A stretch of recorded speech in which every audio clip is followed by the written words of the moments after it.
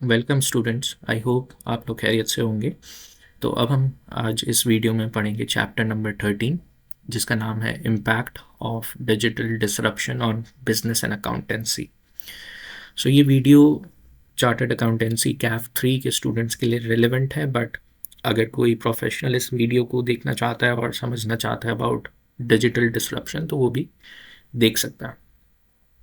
So students, आपको इस chapter के अंदर जो स्पेसिफिकली हम ये देखेंगे कि अब चार्टर्ड अकाउंटेंसी के प्रोफेशन पे किस तरह से एक इम्पैक्ट आ रहा है इन तमाम डिजिटल टेक्नोलॉजीज़ का। और इस चैप्टर के अंदर चैप्टर नंबर 10, चैप्टर नंबर 9 जो आपका इमर्जिंग टेक्नोलॉजी से रिलेटेड था, उसका जिक्र आपको मिलेगा with respect to the various industries like health care, telecom industry, banking sector, ठीक है, मैन्युफैक्चरिंग साइड। तो जितनी भी technologies over the years evolve हुई हैं और अब मेच्योरिटी लेवल पर हैं, उसके डिसरप्शन से बिजनेसेस और अकाउंटेंसी पे कैसा इम्पैक्ट आएगा। ठीक है, इस चैप्टर के कुछ पहले सब टॉपिक्स को हम देख लेते हैं। सबसे पहला है अंडरस्टैंडिंग ऑफ डिजिटल डिसरप्शन। ये है क्या, ठीक है, ये कॉन्सेप्ट क्या है, हम सबसे पहले उसको अंडरस्टैंड करेंगे। इसके बाद इसका इम्पैक्ट बिजनेसेस पे किस तरह से आ रहा है, और आपकी स्टडी टेक्स्ट के अंदर डिटेल्ड एग्जाम्पल्स मौजूद हैं जो मैं डायरेक्टली आपकी स्टडी टेक्स्ट की ही एग्जाम्पल्स को डिस्कस करूँगा। तीसरा है integrating IT and data management into business strategy, कि अब इंटीग्रेशन कैसे होगी डेटा मैनेजमेंट की, आईटी की, और बिजनेस स्ट्रैटेजीज कैसे बनाई जाती हैं, सबका इंटीग्रेशन कैसे होता है। साथ ही साथ बहुत ज़रूरी है गवर्नेंस फ्रेमवर्क्स को जानना कि वो कौन से फ्रेमवर्क्स हैं जो अप्लाई होंगे इन डिजिटल टेक्नोलॉजीज़ की एडॉप्शन के बाद ऑर्गेनाइजेशंस लेवल पे। और आपको याद होगा हमारे पास एक चैप्टर था, चैप्टर नंबर 2, जो डेटा गवर्नेंस से रिलेटेड था, राइट। तो जब भी कोई चेंज आता है जो माइक्रो लेवल पे हो या मैक्रो लेवल पे हो, ऑर्गेनाइजेशन से रिलेटेड, डेटा से रिलेटेड हो, तो हमें फ्रेमवर्क्स फॉलो करने होते हैं क्योंकि उसमें रिस्क इन्वॉल्व हो जाता है। तो हमें इस टॉपिक में ये पढ़ना है कि वो कौन से गवर्नेंस फ्रेमवर्क्स हैं, इंटरनेशनल फ्रेमवर्क्स हैं जो डिफाइन हुए हैं, और उनकी बेस्ट प्रैक्टिसेस क्या हैं। इसके बाद adequacy and improvement of information and communication technology, ICT processes and controls, ठीक है। और लास्ट है impact of digital disruption on accounting and finance profession, ठीक है। तो अब तक हमने जो शुरू के 12 चैप्टर्स में देखा, डेटा के चैप्टर्स, सिस्टम के चैप्टर्स, और उसमें रेलेवेंटली ये सवाल था कि सर क्या चार्टर्ड अकाउंटेंसी में कोई इसका रिलेशन है, क्या इस सब्जेक्ट का रिलेशनशिप है, या फिर कैसे इम्पैक्ट करेगा, या स्टूडेंट्स के बेसिक जनरल क्वेश्चंस थे कि हमारी फील्ड से क्यों ये रिलेटेड है। तो आपको याद होगा तकरीबन मैंने हर वीडियो, चैप्टर की वीडियो के अंदर अकाउंटेंसी के इम्पैक्ट को ज़रूर मेंशन किया है ताकि एक रेलिवेंसी क्रिएट, और ये स्पेसिफिक चैप्टर पूरा अब समराइज़ करेगा और एक परसेप्शन आपको देगा कि किस तरह से इन डेटा सिस्टम और रिस्क का ताल्लुक आपके ही प्रोफेशन से है, ठीक है। तो उसका हम इम्पैक्ट भी देख रहे होंगे। तो सर सबसे पहले हम अंडरस्टैंड करते हैं कि डिजिटल डिसरप्शन है क्या, इसकी मीनिंग क्या है, और अगर हमने इसको अंडरस्टैंड कर लिया तो हमारे लिए बहुत आसान हो जाएगा इस चैप्टर को समझना, ठीक है। डिजिटल डिसरप्शन, सही है, digital disruption refers to the transformation, यानी एक change of traditional business model, यानी पुराने बिजनेस मॉडल को की तरफ हम नहीं हैं, बल्कि हम एक ट्रांसफॉर्मेशन फेज से गुजर रहे हैं, यानी एक चेंज से गुजर रहे हैं। किस हवाले से? बिजनेस के मॉडल्स, यानी पुराने बिजनेस के मॉडल, पुराने बिजनेस के तरीके यानी प्रोसेसेस, एंड प्रोफेशंस यानी पुराने professions, due to digital technologies such as AI, artificial intelligence जो आपका चैप्टर नंबर 10 है, automation, cloud computing chapter number 9 में, इमर्जिंग टेक्नोलॉजीज याद आ रहा होगा आपको, है ना, big data chapter number 4, blockchain and fintech, ठीक है, ये भी एक सेपरेट चैप्टर था, आपने पढ़ा था चैप्टर नंबर 12, ठीक है।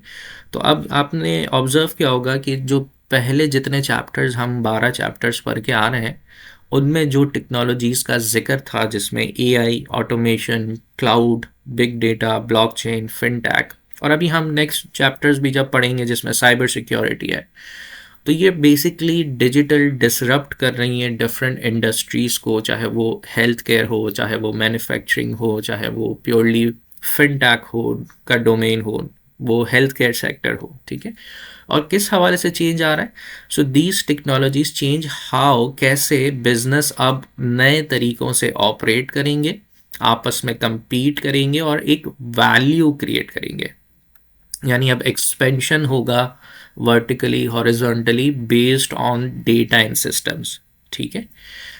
तो डिजिटल डिसरप्शन की मीनिंग समझ में आ रही होगी कि सर जो पुराने तरीक़ों से हम बिजनेसेस के मॉडल्स जो हमारे पास डिफाइन थे, यानी अर्ली 90s में या लेट 90s की अगर हम बात करें, आपकी स्टडी टेक्स्ट में भी चैप्टर के स्टार्टिंग में, इंट्रोडक्शन में पुराने दौर के कुछ एग्जांपल्स दी हुई हैं और फिर बताया है कि अब जो है वो 2010 और 2010 के बाद, ठीक है, और जब जनरेशन्स चेंज हो रही हैं, जेन जी है और इसके बाद की जनरेशन्स और पहली जनरेशन्स में, कि ट्रेडिशनल बिजनेस मॉडल, प्रोसेसेस और प्रोफेशंस के अंदर एक ड्रास्टिक चेंज आया है, ठीक है।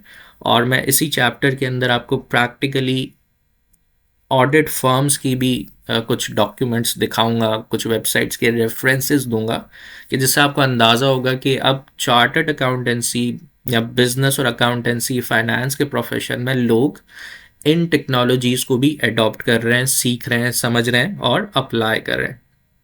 क्यों कर रहे हैं? क्योंकि सर ऑर्गेनाइजेशंस अडॉप्ट करनी है इन फ्रेमवर्क्स को, मॉडल्स को, प्रोसेसेस को, ताकि बिजनेस एक नए तरीके से ऑपरेट हो, एफिशिएंट तरीके से ऑपरेट हो, compete कर सके और बिजनेस की वैल्यू क्रिएट हो सके, चाहे वो प्रोडक्ट हो या सर्विस साइड हो, ठीक है। So what is digital disruption? Digital disruption occurs when emerging technologies, याद है चैप्टर नंबर 9, emerging technologies और innovative business models फंडामेंटली यानी बेसिक्स ही चेंज हो रही हो इस इंडस्ट्री में, यानी इम्पैक्ट क्रिएट हो जाए। It goes beyond incremental improvements and redefines how value is created, delivered and consume. बहुत इंपॉर्टेंट अल्फाज हैं, छोटे अल्फाज हैं लेकिन इनका इम्पैक्ट है, इसको समझना है कि ये डिजिटल डिसरप्शन के आने से सिर्फ माइनर या छोटे इंक्रीमेंटल इम्प्रूव नहीं हो रहे, बल्कि मैक्रो लेवल पे रीडिफाइन किया जा रहा है अब इंडस्ट्री को 2025-26 एंड ऑनवर्ड्स, कि किस तरह से एक बिजनेस वैल्यू क्रिएट करे, सर्विसेज को बेहतर बनाए, कम टाइम में एफिशिएंटली चीज़ों को डिलीवर करे और कंजम्पशन किस तरह से हो, ठीक है। Can render traditional business model obsolete, और आगे चल के कुछ सालों बाद ये पुराने बिजनेस मॉडल ऑब्सोलीट हो जाएंगे वंस द ऑर्गेनाइजेशंस सक्सेसफुली नए डिजिटल टेक्नोलॉजीज को एडॉप्ट कर लेंगी।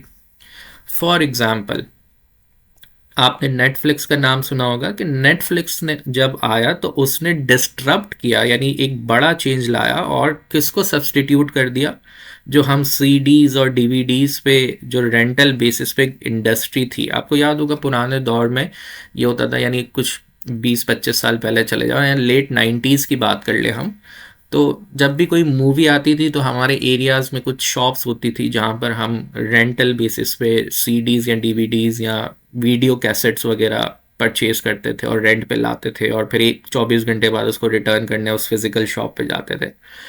अब वो कोई भी मूवी हो, चाहे वो पाकिस्तानी, इंडियन या कोई और, ठीक है, तो एक वो बिज़नेस था, ठीक है। इस तरह से आपको एक और वो नज़र आता था हमारे लेट 90s में जो है वो इंटरनेट कैफ़ेज़ का बड़ा दौर था। लेकिन जैसे ही इंटरनेट का एक्सेस अफोर्डेबल हुआ, एक्सेसिबल हुआ, तो अब हर कोई इंटरनेट कैफ़ेज़ में नहीं जाता, बल्कि अब तो नेट हर शख्स के हाथ में मौजूद है, स्मार्टफोन पे मौजूद है, घर पे आपके पास इंटरनेट कनेक्शन है। तो डिस्ट्रप्शन हो जाती है नई चीज़ के आने से, बेहतर चीज़ के आने से। तो वो जो डीवीडीज़ वाला 90s के दौर में एक हमारे पास कॉन्सेप्ट होता था कि हम फिज़िकली जाएं, मेंबरशिप करवाएं, फिर उसको संभाल के लेकर आएं, ठीक है, उसको कंज्यूम करते थे। वीसीआरस का एक कॉन्सेप्ट होता था, ठीक है, वीसीपी, वो पूरी इंडस्ट्री कहाँ चली गई, वो पूरी ख़त्म हो गई। और अब क्योंकि नेटफ्लिक्स आ चुका है तो अब मंथली बेसिस पे या ईयरली बेसिस पे आपको मूवीज़ का, और एक मूवी का नहीं हज़ारों मूवीज़ का एक्सेस आपको ऑनलाइन मिल जाता है थ्रू क्लाउड। सही है। सो एग्जाम्पल ये बता रहे हैं कि जब डिजिटल डिसरप्शन हुई तो उसने डिस्टरप्ट किया एक पुरानी इंडस्ट्री को, जो पुराने मेथड्स थे। और नए नेटफ्लिक्स के आने से क्या हुआ कि सर उसने एक वैल्यू क्रिएट की और डिलीवर किया कंज्यूमर्स को, एक्सेसिबल बनाया बेहतर अंदाज में, एफिशिएंट अंदाज में, और लोगों ने उसको एक्सेप्ट किया, आसानी हुई। ठीक है। So Netflix disrupted DVD rentals and pushed Blockbuster out of the market. Next एक और एग्जांपल है जो मेरे ख्याल से आप में से काफ़ी स्टूडेंट्स ने इसको ऑब्जर्व किया होगा। ट्रेडिशनली हमारे पाकिस्तान में टैक्सीज, येलो टैक्सीज चलती थी, याद होगा आपको।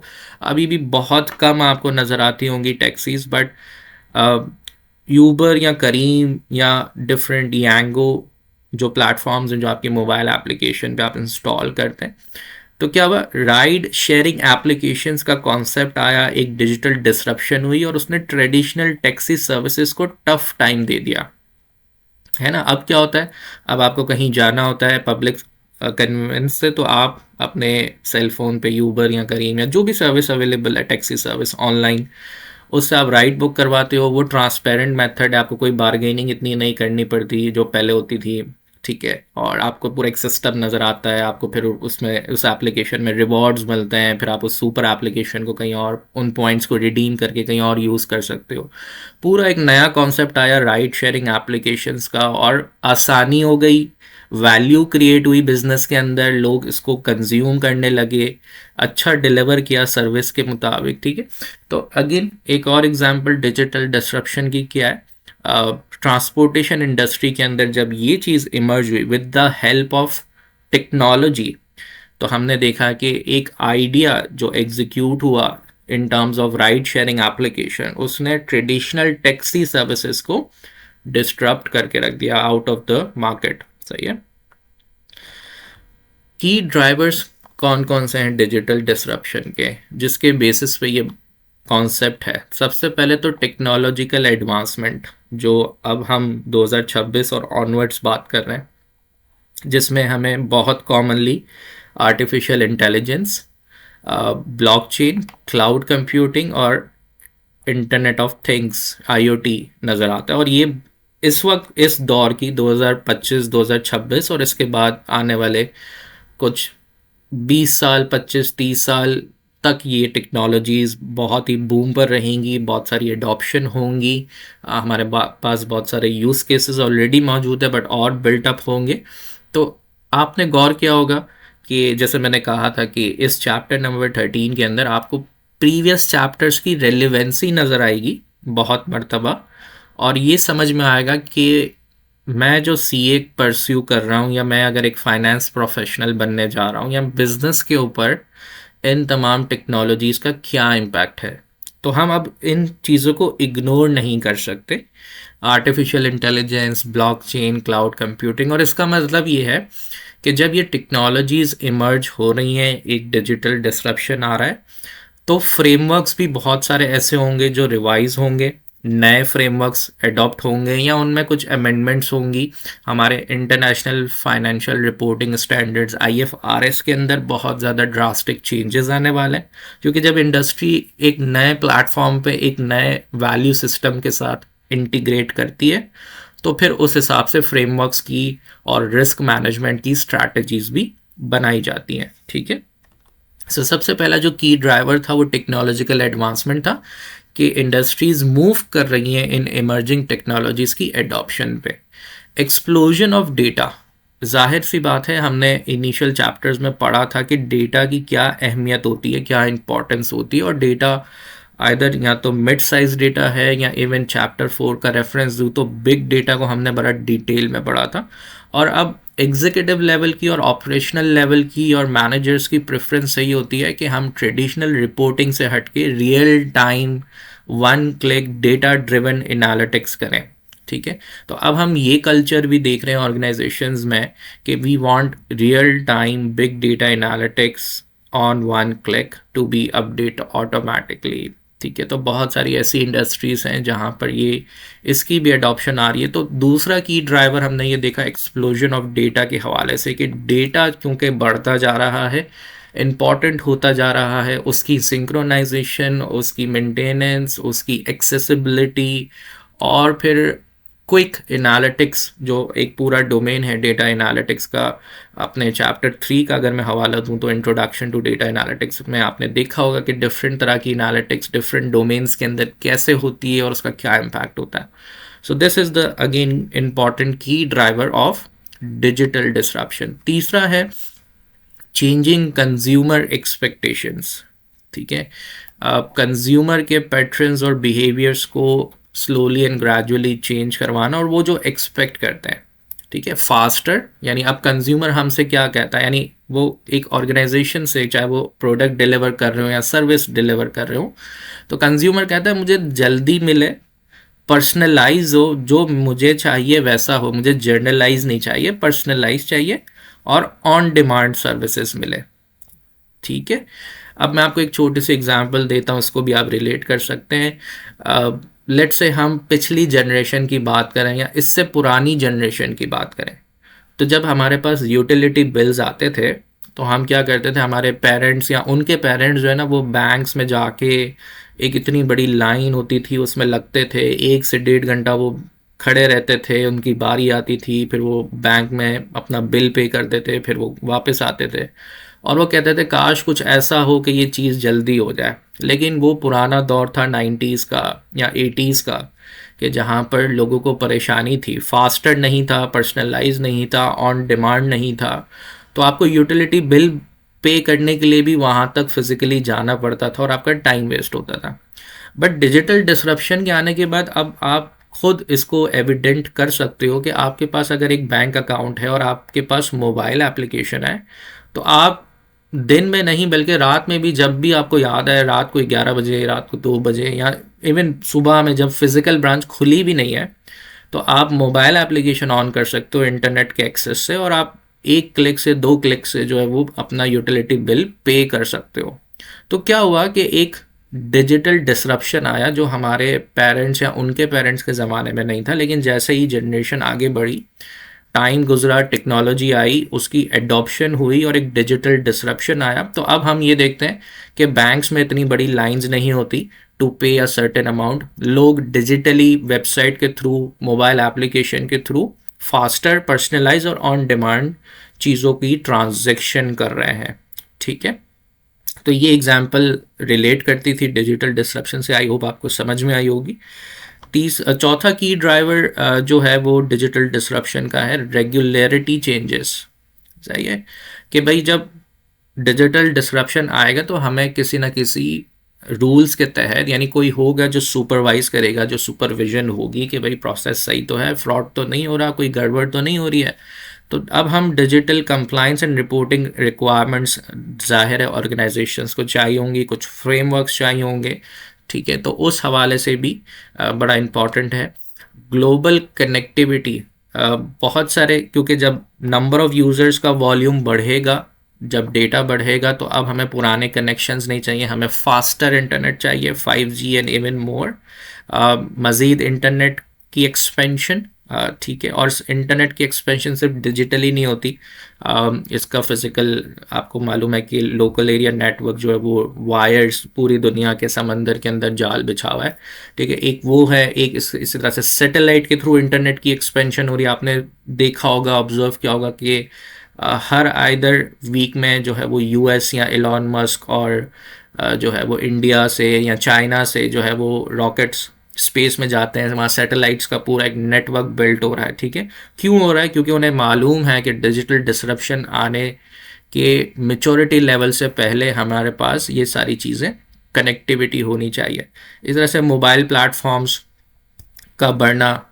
अब हम एग्जाम्पल की बात करते हैं, तो मैं क्विकली कंक्लूड करूं कि की ड्राइवर जिसके बेसिस पर डिजिटल डिसरप्शन हो रही है, technological advancement, explosion of data, changing consumer expectations, regularity changes और ग्लोबल कनेक्टिविटी, इसके ऊपर डिपेंड करती है सारी डिजिटल डिसरप्शन।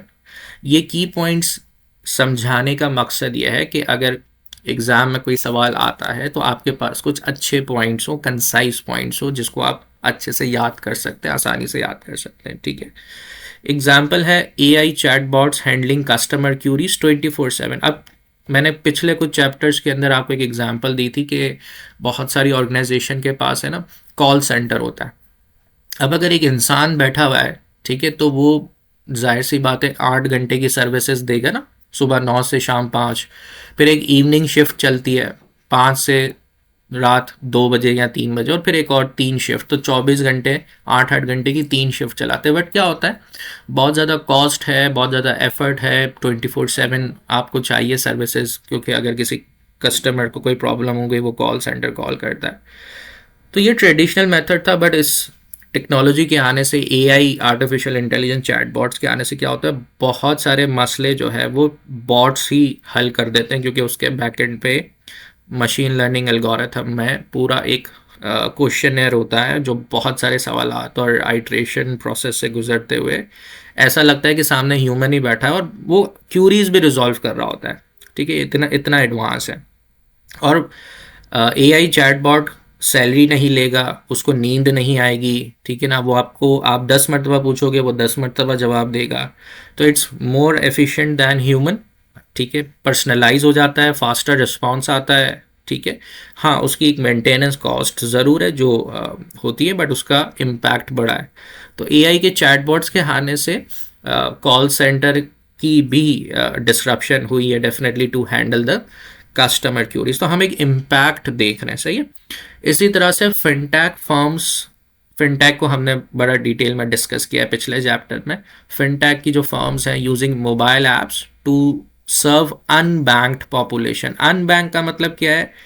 अनबैंक का मतलब है कि वो शख्स जो अभी तक डिजिटल चीज़ों को यूज़ नहीं कर रहा। जैसे बहुत सारे ऐसे एरियाज़ हैं जहाँ पर अवेयरनेस नहीं है, ठीक है। बहुत सारे ऐसे ग्रुप्स हैं जहाँ पर अवेयरनेस नहीं है। जैसे फिनटेक फर्म्स काफ़ी मर्तबा स्टूडेंट्स को टारगेट करते हैं कि छोटे बच्चे जो है वो डिजिटाइज चीज़ों को अडॉप्ट करें। फिनटेक फर्म्स जो हैं वो वुमेन एम्पावरमेंट के लिए काफ़ी काम करते हैं, ताकि वहाँ पर भी जो वुमेन्स नहीं यूज़ करें डिजिटल प्लेटफॉर्म्स को, वो यूज़ करें अपनी फाइनेंशियल ट्रांजैक्शंस के लिए। छोटे छोटे गांव में, छोटे छोटे शहरों के अंदर लोगों को डिजिटल अवेयरनेस नहीं है, तो वो मोबाइल ऐप्स के थ्रू अवेयर करवा रहे हैं, क्योंकि वो अनबैंक पॉपुलेशन है।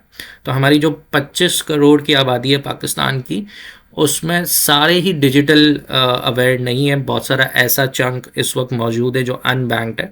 तो अब डेफिनेटली जब डिजिटल डिसरप्शन होगी, जब नए दौर के नई ऑर्गेनाइजेशंस इन टेक्नोलॉजीज़ को यूज़ करेंगी, तो जो हमारा कंज्यूमर बेस होगा, जाहिर है उसको भी अनबैंक करना है, उसको भी लेकर आना है इन प्लेटफॉर्म्स पे, जो फिनटेक करती हैं, जो फिनटेक का मेन यूज़ केस है, ठीक है।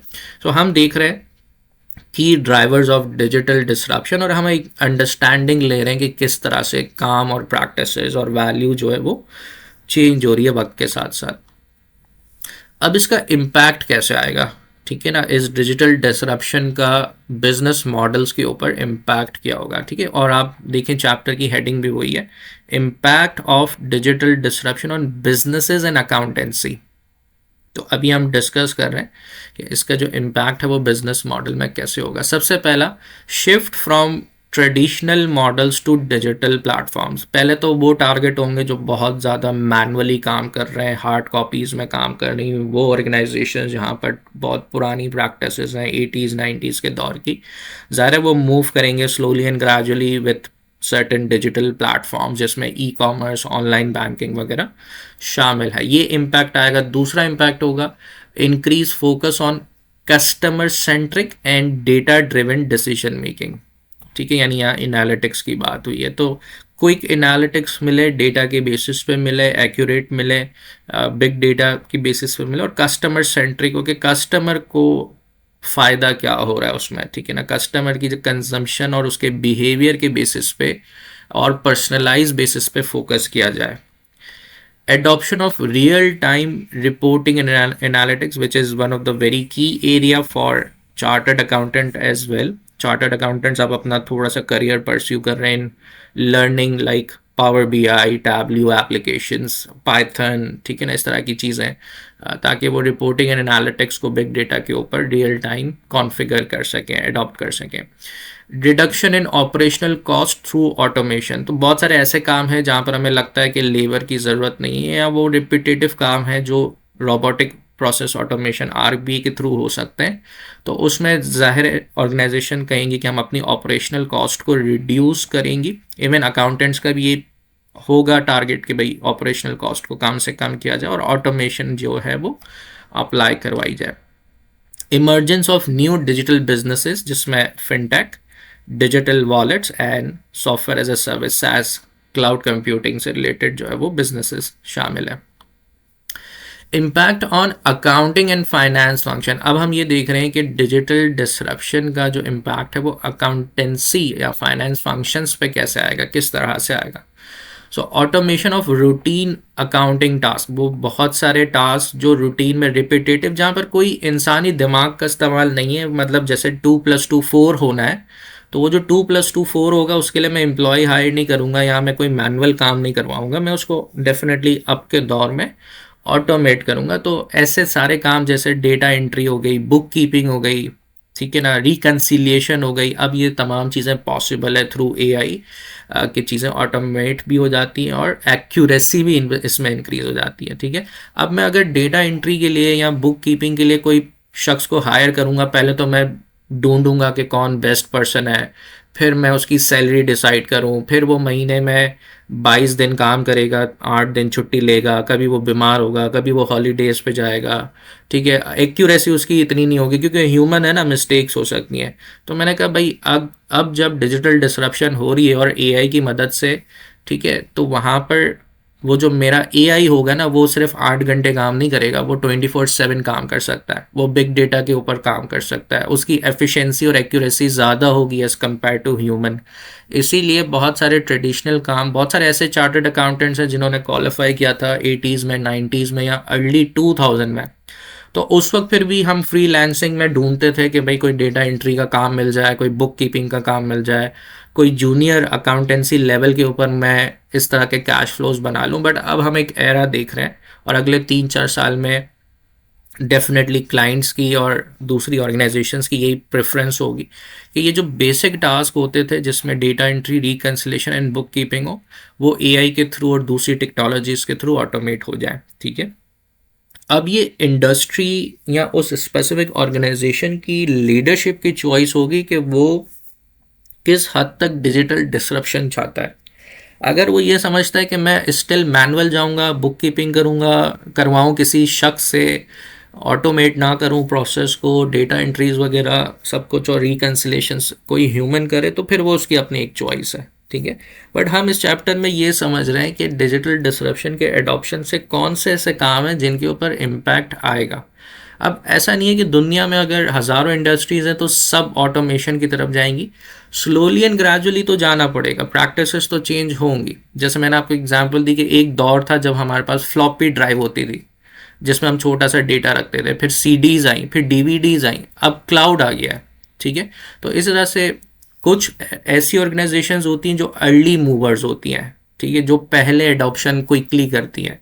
कुछ ऐसी होती है जो वेट करती है कि भाई क्या सक्सेस स्टोरी है, क्या इसका इम्पैक्ट है, क्या इसकी मेंटेनेंस कॉस्ट है, और फिर वो एडॉप्शन की तरफ जाती है। बट अल्टीमेटली जैसे ही वक्त गुजरता है, एक जनरेशन चेंज होती है, तो इस तरह की चीज़ें भी इम्पैक्ट लेकर आती हैं। सो बताने का मकसद ये कि ऐसा नहीं है कि फ़ौरन से डेटा एंट्री, बुक कीपिंग या रिकन्सिलेशन ऑटोमेट होंगी, बट बहुत सारी ऐसी ऑर्गेनाइजेशंस हैं जहाँ पर ये काम हो चुका है।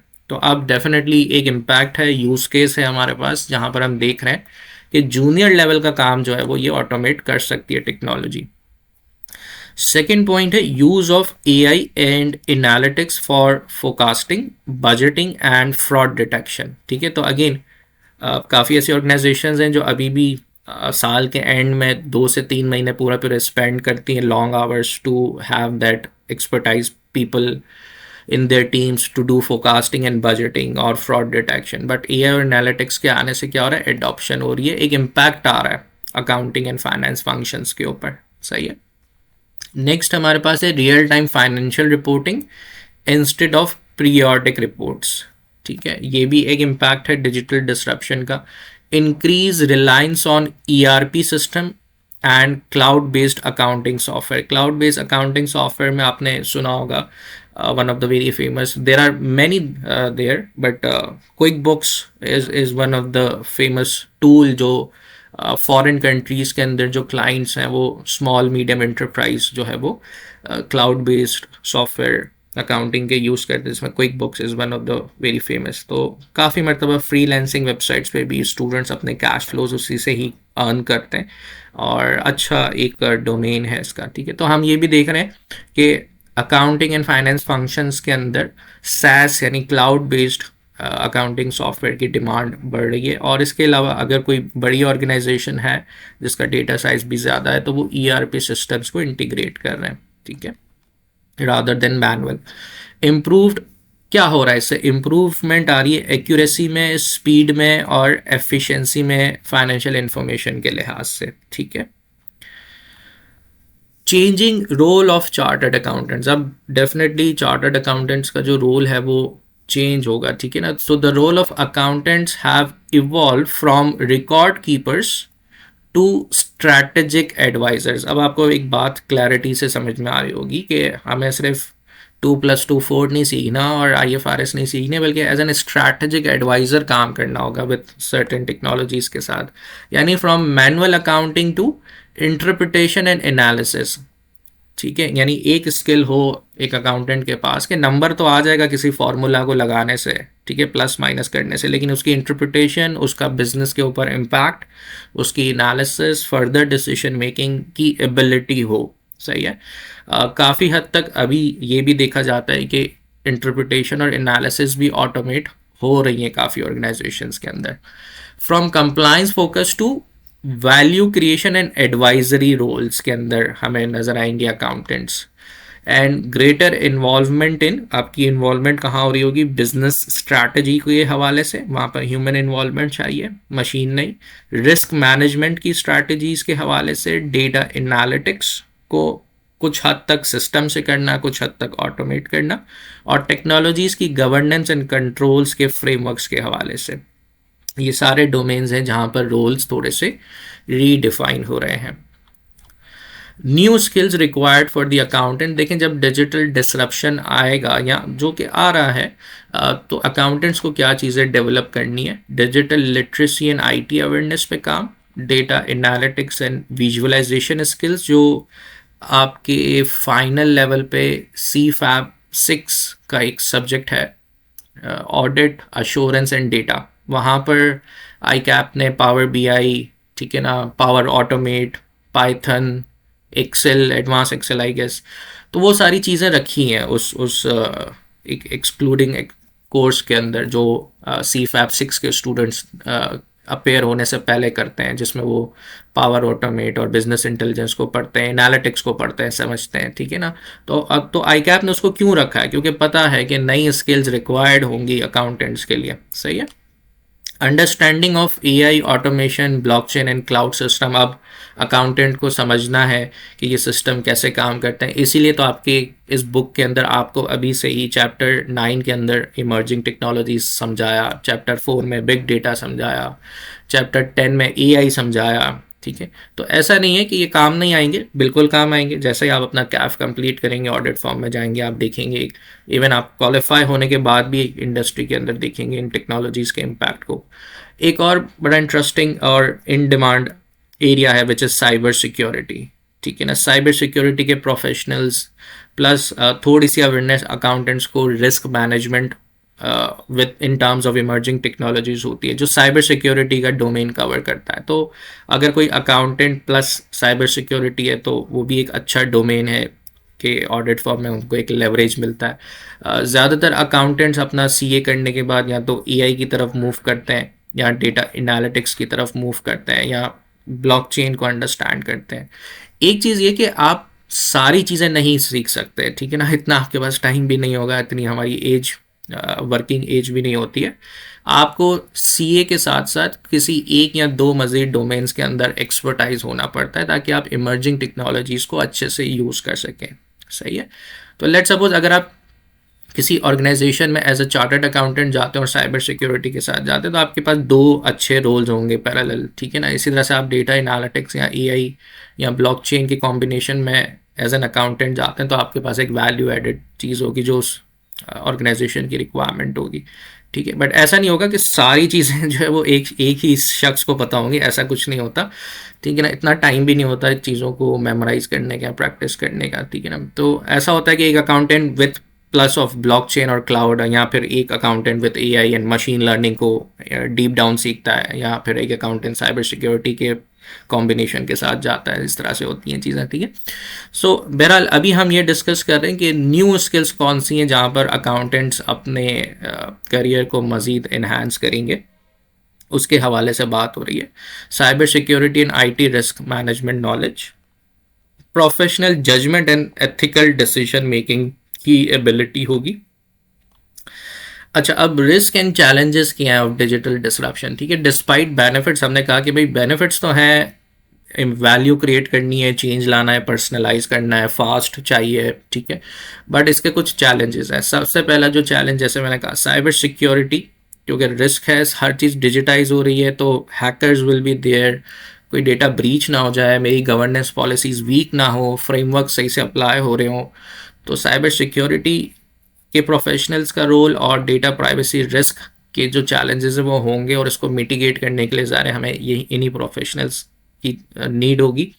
Over reliance on automated system, ज़ाहिर है जब चीज़ें पॉपुलेट होंगी, मेच्योरिटी में आएंगी, तो हम खुद ओवर रिलायंस हो रहे होंगे उन तमाम ऑटोमेटेड सिस्टम्स में। Data quality and system integration issues, data quality will be there, क्योंकि हमें ऐसे प्रोफेशनल्स चाहिए, इतनी नॉलेज चाहिए कि हम डेटा को अच्छे से मेंटेन कर सकें। इसीलिए आपके पास इस बुक में एक चैप्टर था डेटा नॉर्मलाइजेशन का और डेटा मैनेजमेंट सिस्टम का। तो इससे आपको चैप्टर नंबर 13 से देखें, आपको एक चीज़ समझ में आ रही है कि जो आप पढ़ रहे हैं वो बिल्कुल रेलिवेंट पढ़ रहे हैं, आज के दौर के हिसाब से पढ़ रहे हैं, और ये सब्जेक्ट कितना इंपॉर्टेंट है। Ethical concerns related to AI and data uses, ठीक है ना। हम एआई भी यूज़ करेंगे, अब चीज़ों को मशीन लर्निंग एल्गोरिथम्स डिफाइन करेंगे, तो वो एथिकली उसके ज़ाहिर वो कंसर्न्स होंगे। Need for continuous upskilling and change management, आपको डेफिनेटली अपने आप को ओवर द ईयर्स, ऐसा नहीं है एक चीज़ पढ़ ली और 10 साल तक अपने आप को अपडेट नहीं किया, नहीं, आपको हर साल अब इन टच रहना पड़ेगा जिस प्रोफेशन से आप ताल्लुक़ रखते हैं, कि कोई कौन से नई चीज़ें या प्रैक्टिसेस आ रही हैं जो मैं अप स्किल करूँ अपने आप को बदलने के हवाले से, ठीक है। Regularity and governance implications. Businesses and accountants must ensure कि जो काम आप डिजिटल डिस्ट्रप्शंस पे कर रहे हैं, डिजिटल टेक्नोलॉजीज पे कर रहे हैं, उनमें आप laws and regulation with respect to data protection की कंप्लाइंसेस मौजूद हो, strong IT controls and governance frameworks मौजूद हो, ठीक है, proper audit trials and system controls की इंटीग्रेशन हो, and then professional judgement is not replace blindly by the technology. तो प्रोफेशनल जजमेंट के अंदर definitely human will always be there, accountants and business people will always be there, but we need सही से जो regulatory bodies हैं, जो governance policies हैं, वो ये इस बात की इंश्योरिटी करेंगी कि डेटा की protection with certain regulations, laws, frameworks, audit trials and system controls will be there and will be definitely based on the new practices of. Alright, तो देखें अब मैं आपको है ना प्रैक्टिकली ग्रो थ्रू करवाता हूँ जितनी भी ऑडिट फर्म्स हैं, जिसमें मैंने टॉप 3 यहाँ पर उनकी वेबसाइट्स ओपन की और उनकी डॉक्यूमेंटेशन आपको यहाँ नज़र आ रही होगी।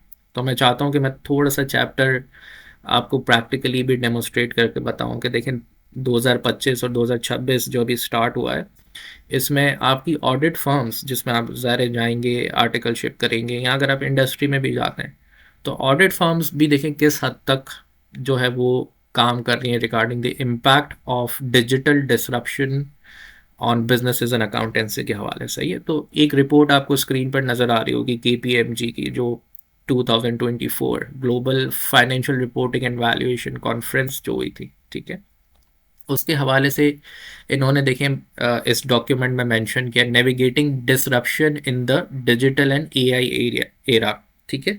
अब मैंने आपसे कहा था कि इस चैप्टर नंबर 13 में ना आपको बहुत सारी टर्मिनोलॉजीज नज़र आएंगी जो आप चैप्टर नंबर 9 में, चैप्टर 10 में, चैप्टर 12 में पढ़ चुके हैं, सही है। क्योंकि चैप्टर 13 आपको इनेबल कर रहा है उस पर्सपेक्टिव से कि इस डिस्ट्रप्शन, इस इन टेक्नोलॉजीज़ के डिस्ट्रप्शन से क्या हो रहा है। तो अब जाहिर है एआई एरा चल रहा है, और आप देखें ये रिपोर्ट 2024 की है, ठीक है। सो वेरी नियर ये अभी हुआ है कॉन्फ्रेंस, ठीक है।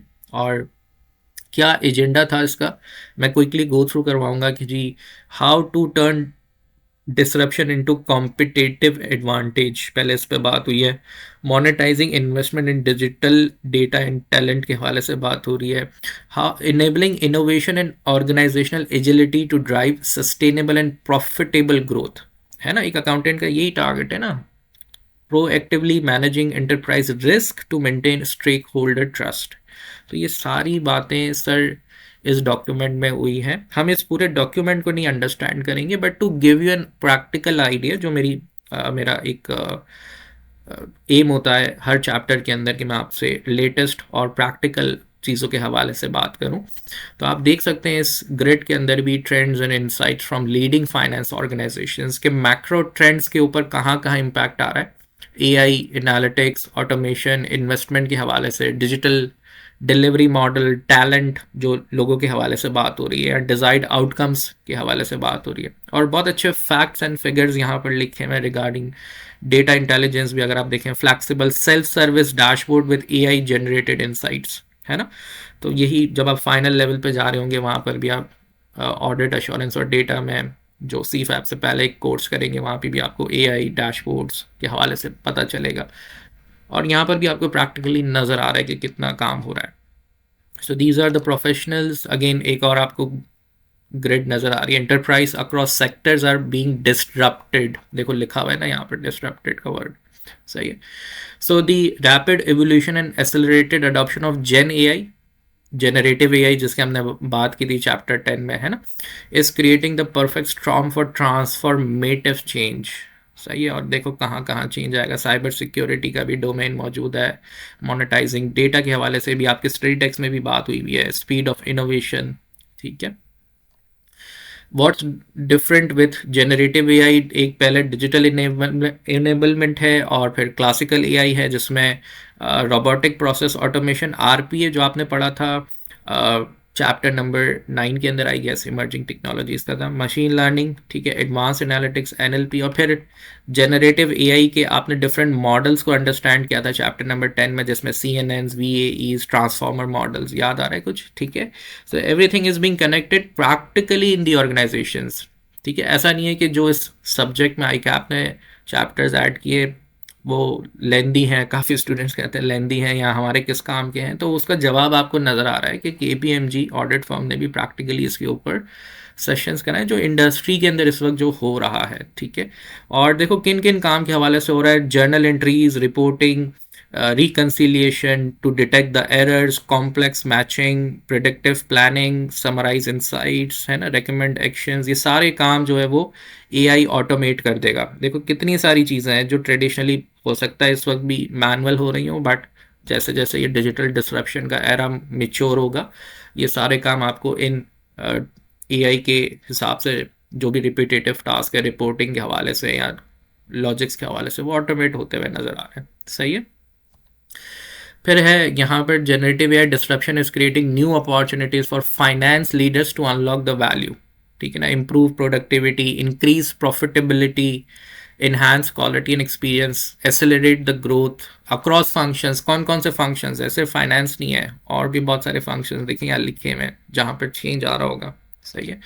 This is a very good report by KPMG जो ऑनलाइन डेफिनेटली अवेलेबल है, that is giving you a perspective कि भाई इन तमाम इमर्जिंग टेक्नोलॉजीज़ के हवाले से फाइनेंस के ऊपर क्या इम्पैक्ट नज़र आ रहा है। Nearly all roles will be impacted by the generative AI, देख रहे हो आप, जिसमें कमर्शियल बिजनेस पार्टनर भी है, कैटेगरी मैनेजर भी है, डेवलपर भी है, HR पर्सन भी है, ठीक है।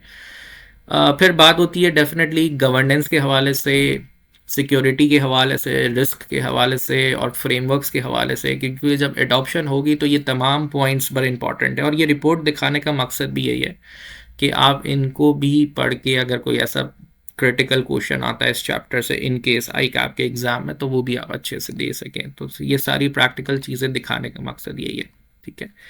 एक और मैं आपको वेबसाइट पे ले चलूँ, अगेन ये दिस इज़ ऑफ KPMG, जहाँ पर वो बात कर रहे हैं make technology disruption a competitive advantage, ठीक है। जैसे यहाँ पर लिखा हुआ है 88% of the tech leaders believe that AI adoption will create a competitive edge. ठीक है, so when global leaders are agree to have that opportunity to apply the digital disruption और फिर finance के लोग इसमें involve होंगे, so definitely that will create a bigger impact. नई practices create हो जाएंगी यहाँ पर. ठीक है, and ये सारी चीज़ें practical चीज़ें मैं आपकी ही डोमेन की ऑडिट फॉर्म्स की वेबसाइट से आपको दिखा रहा हूँ. ठीक है, अब ये PwC की वेबसाइट से है, how to deal with disruptors in the financial services industry. इसके हवाले से पूरा एक आर्टिकल है. I will not read the entire article, but again यहाँ पर देखें PwC ने भी मेंशन किया the 9 disruptors and how to deal with them. और इसमें वही सारे नाम आपको नज़र आएंगे जो आप प्रीवियस चैप्टर्स के अंदर जिसको पढ़ चुके हैं technically. AI and machine learning, blockchain, cloud computing, cyber security के नेक्स्ट चैप्टर्स आएंगे. डिजिटल ट्रांसफॉर्मेशन, ठीक है ना, रोबोटिक प्रोसेस ऑटोमेशन, RPA पे भी काफ़ी काम हो रहा है. काफ़ी अकाउंटेंट्स का ये मोस्ट फेवरेट डोमेन भी है. ठीक है, so this is again an evidence कि आपको जो चीज़ें पढ़ाई जा रही हैं वो रेलिवेंट हैं. PwC की एक और रिपोर्ट है PDF बैंकिंग पब्लिकेशन 2023 के अंदर अबाउट द, जब उन्होंने 2023 में किया था, navigating the future of opportunities and challenges. ठीक है ना, तो काफ़ी अच्छी रिपोर्ट है विद प्रॉपर स्टैटिस्टिक्स. यहाँ पर आपको चार्ट्स नज़र आ रहे हैं जिसमें कंपेयर करके बता रहे हैं क्या उस वक्त पोजीशन थी डिफरेंट नेबरिंग कंट्रीज़ के हवाले से भी. ठीक है, सो काफ़ी डिटेल में इंडस्ट्री में देखें इस तरह से प्रैक्टिकल काम होता है. सही है, अगेन यहाँ पर भी देखें Insights from PwC Pakistan Digital Banking Experience Survey, banking in the digital age. ठीक है, तो क्या इम्पैक्ट होगा, किस तरह से कस्टमर एक्सपीरियंस जो है वो रिवाइव हो रहा है. ठीक है, या री इन्वेंट हो रहा है. सही है, अगेन एक और ऑडिट फर्म की वेबसाइट है Deloitte, और Deloitte ने भी एक आर्टिकल लिखा है regarding digital disruptions in banking and capital markets, a look forward and internal audit. ठीक है, तो अगेन ये भी एक डिटेल्ड आर्टिकल है जहाँ पर उन्होंने एक इम्पैक्ट को बताया हुआ है. ठीक है, और यहाँ पर जो वो बात कर रहे हैं RPA, रोबोटिक प्रोसेस ऑटोमेशन. ठीक है ना, एनालिटिक्स की बात कर रहे हैं banking and capital market industry के हवाले से. सही है, so this is an article. Next पे आते हैं हम, again digital disruption in finance जो आपका डोमेन है. This is by EY. ठीक है, और इसमें भी काफ़ी अप्रोचेस इस पूरी रिपोर्ट के अंदर बताए हुए हैं कि इंडस्ट्री या फाइनेंस 4.0 के अंदर क्या हमारे पास जो वो चेंजेस आएंगे. ठीक है, so I will again not reading the entire PDF report but trying to aware you, make you aware कि भाई चैप्टर के साथ साथ हम प्रैक्टिकल चीज़ भी एक मरतबा गो थ्रू करें कि देखिए आपके डोमेन में लोग जो है वो क्या काम कर रहे हैं. Again this is another report by EY, what is the impact of digital transformation. इसके ऊपर एक PDF रिपोर्ट है जो बता रहे हैं कि स्ट्रैटेजी, जैसे मैंने कहा ना कि अकाउंटेंट्स अपना रोल रिवाइव करेंगे with respect to strategy. Work place reimagined. ठीक है, customers understood, operations reinvented. ठीक है, और ये सारी तकरीबन चीज़ें आपकी स्टडी टेक्स्ट के इसी चैप्टर के अंदर मौजूद हैं.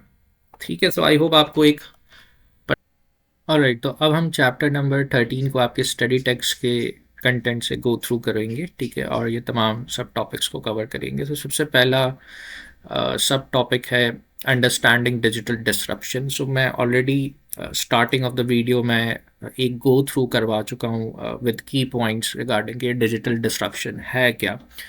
आपकी स्टडी टेक्स्ट में कुछ एग्जांपल्स यहाँ पर दी गई हैं, जैसे जब इमर्जिंग टेक्नोलॉजीज़ का इस्तेमाल किया जाता है या बिज़नेस को इनोवेट किया जाता है या उनके मॉडल्स को फंडामेंटली चेंज किया जाता है फॉर ऑपरेशंस, वैल्यू प्रोपोजिशंस या कुछ कॉम्पिटिटिव एडवांटेज लेने के लिए, तब हम डिजिटल डिसरप्शन के एरा से गुजर रहे होते हैं. और कुछ पुरानी लेट 90s की एग्जांपल्स के हवाले से यहाँ पर कुछ एग्जांपल्स दी हुई हैं. और अगर अब हम देखें तो यहाँ पर बताया गया है कि these platforms are already in the process being disrupted by AI based driverless taxis are also known as robot taxis और ऑटोनोमियस राइड हेलिंग सर्विसेज. ठीक है, तो दौर काफ़ी चेंज हुआ. पहले भी एक और एग्जांपल मैंने आपको एक नेटफ्लिक्स की करवाई थी जहाँ पर हमारे पास DVD रेंटल सर्विस होती थी, उसको टेक ओवर किया नेटफ्लिक्स ने. ठीक है ना, इसी तरह से काफ़ी इंडस्ट्रीज़ बैंकरप्ट भी हुई, नई इंडस्ट्रीज़ इमर्ज हुई। अब जैसे नेटफ्लिक्स के पास इस वक्त तकरीबन global subscriber base over 300 million people का है, जो जनरेट करता है approximately $40 billion in the annual revenue. तो इस तरह से टेक्नोलॉजी ड्रिवन चीज़ों को अडॉप्ट करने के हवाले से या सोल्यूशंस को लाने के हवाले से या बिज़नेस को स्केल अप करने के हवाले से डिजिटल डिस्ट्रप्शन आ रहा है। सबसे पहला जो पॉइंट है, अच्छा ये चैप्टर आपको कम से कम भी 3 से 4 मरतबा गो थ्रू करना है ताकि आप यहाँ पर उस टेक्स्ट को पढ़ सकें। टेक्निकल चैप्टर नहीं है ये, जनरलाइज चैप्टर है। इम्पैक्ट के हवाले से यहाँ पर बात की है, ठीक है। तो कुछ कॉन्सेप्ट्स जो है वो आपको देने हैं। ड्राइवर्स के हवाले से मैंने बात ऑलरेडी मैं कर चुका हूँ इन डिटेल। यहाँ पर एक पैराग्राफ में लिखा हुआ है कि डिजिटल डिसरप्शंस के ड्राइवर जो हैं वो डेफिनेटली एक इम्पैक्ट क्रिएट करते हैं, ठीक है, और एक कंटिन्यूस प्रोसेस है टू एक्सेलरेट द बिजनेस, ठीक है। टेक्नोलॉजिकल एडवांसमेंट्स दूसरा की पॉइंट है कि भाई जैसे कि अब हम टेक्नोलॉजीज़ देख रहे हैं, AI, blockchain, cloud computing, IoT, वो क्या कर रही है, वो इनेबल कर रही है कैपेबिलिटीज़ को जो प्रीवियसली अनइमेजिनेबल थी, इम्पॉसिबल लगती थी, लेकिन अब हमारे पास ये तमाम चीज़ें जो हमें हेल्प करनी है या बिजनेसेस या अकाउंटेंट्स को हेल्प करनी है for real time analytics, autonomous decision making, decentralise trust are forming in business operation blockchain की मदद से। और क्या क्या चीज़ें अब इस वक्त हम देख रहे हैं, AI powered chatbots driven by NLP, natural language processing, and can now handle up to 80% of the customer inquiries for telecom companies, ठीक है ना, to reduce the call center cost by millions of dollars annually। तो यही examples मैंने chapter के start में बताया था जो आपकी स्टडी टेक्स्ट में है। Vast amount of data, big data इस वक्त मौजूद है, तो उसके एक्सप्लोजन से ज़ाहिर है हमें उन तमाम टूल्स का, प्लेटफॉर्म्स का जिसमें क्लाउड कंप्यूटिंग है, मैनेजमेंट है, किस तरह से वो हमारे प्रॉफिटेबल हो सकता है डेटा, उसके हवाले से जो है वो यहाँ पर बात हुई है। Consumer expectations definitely personalise, fast, ठीक है ना, और एक्यूरेट, सही है। तो consumer expectations are also reshaping the industries. Digital native demand faster, more convenient and personalise experience के हवाले से बात हो रही है। मैंने एक यूटिलिटी बिल की जो है वो example start of the video में दी थी, ठीक है। इसी तरह से banks are continuously investing in digital banking transformation to meet this growing expectations, ठीक है।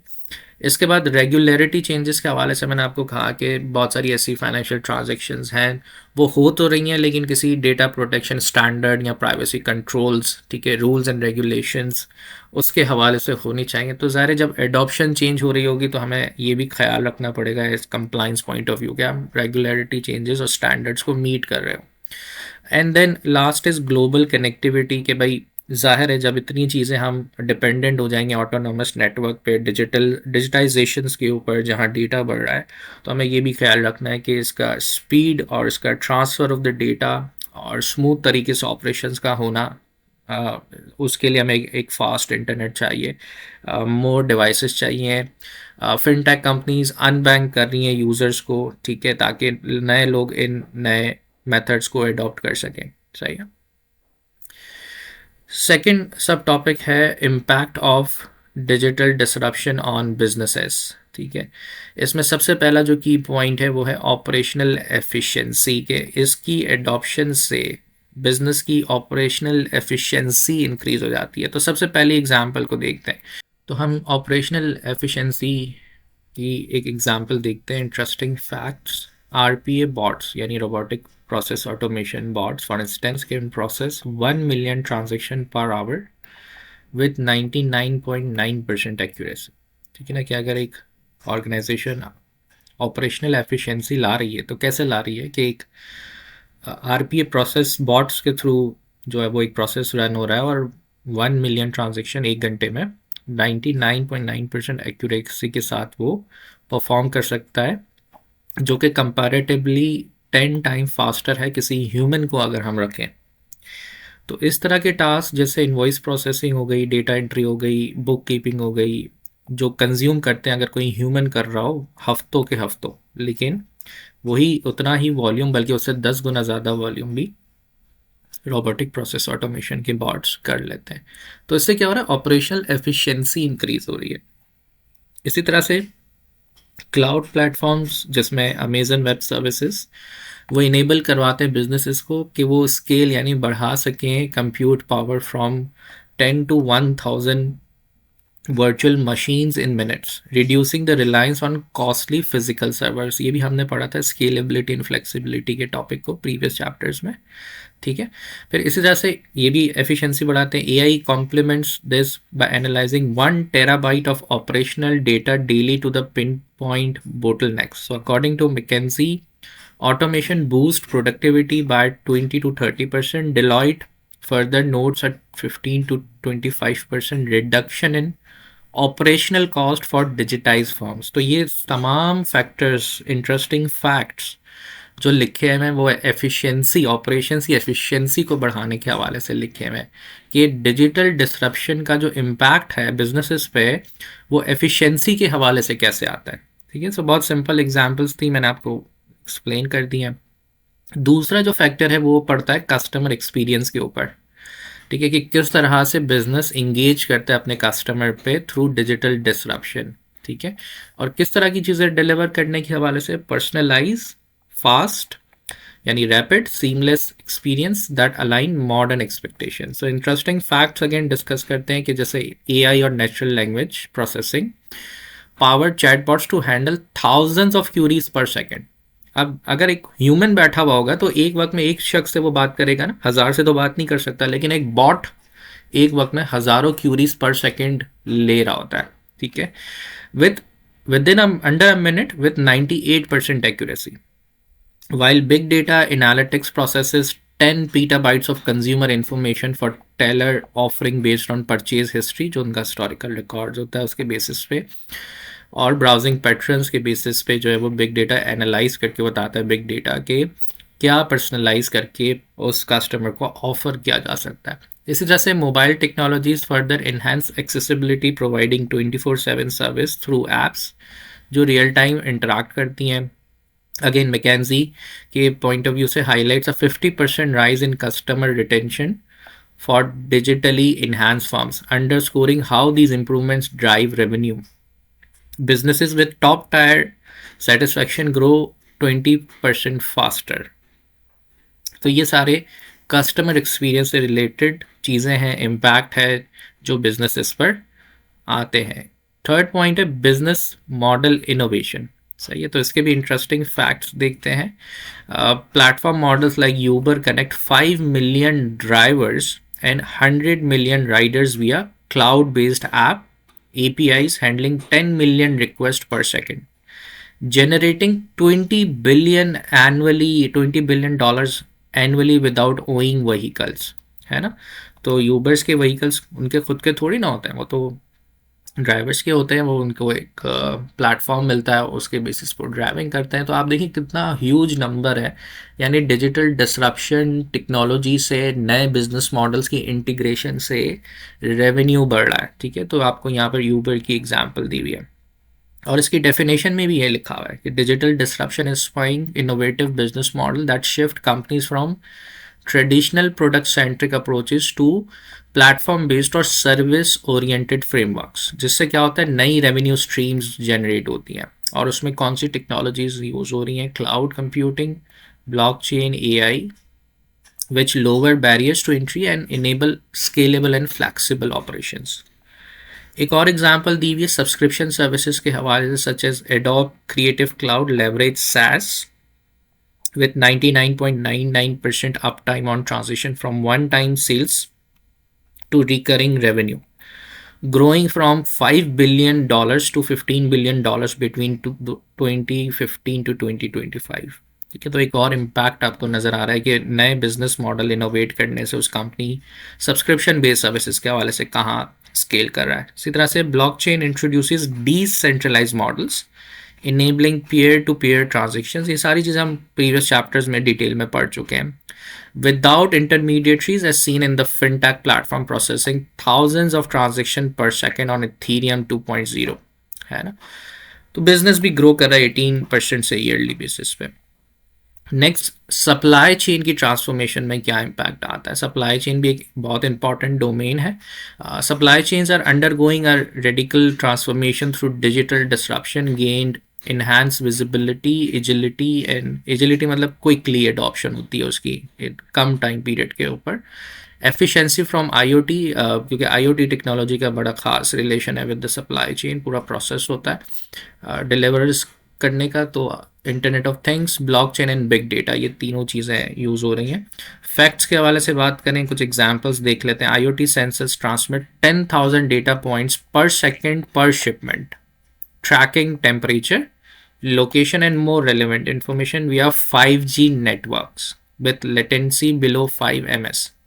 While blockchain creates immutable records for 1 million transactions verifiable in 2 seconds using SHA 256. That's the security basically code. ठीक है, hash होता है ये SHA 256. जैसे जैसे password होता है इसी तरह से ये एक SHA 256 हैश होता है.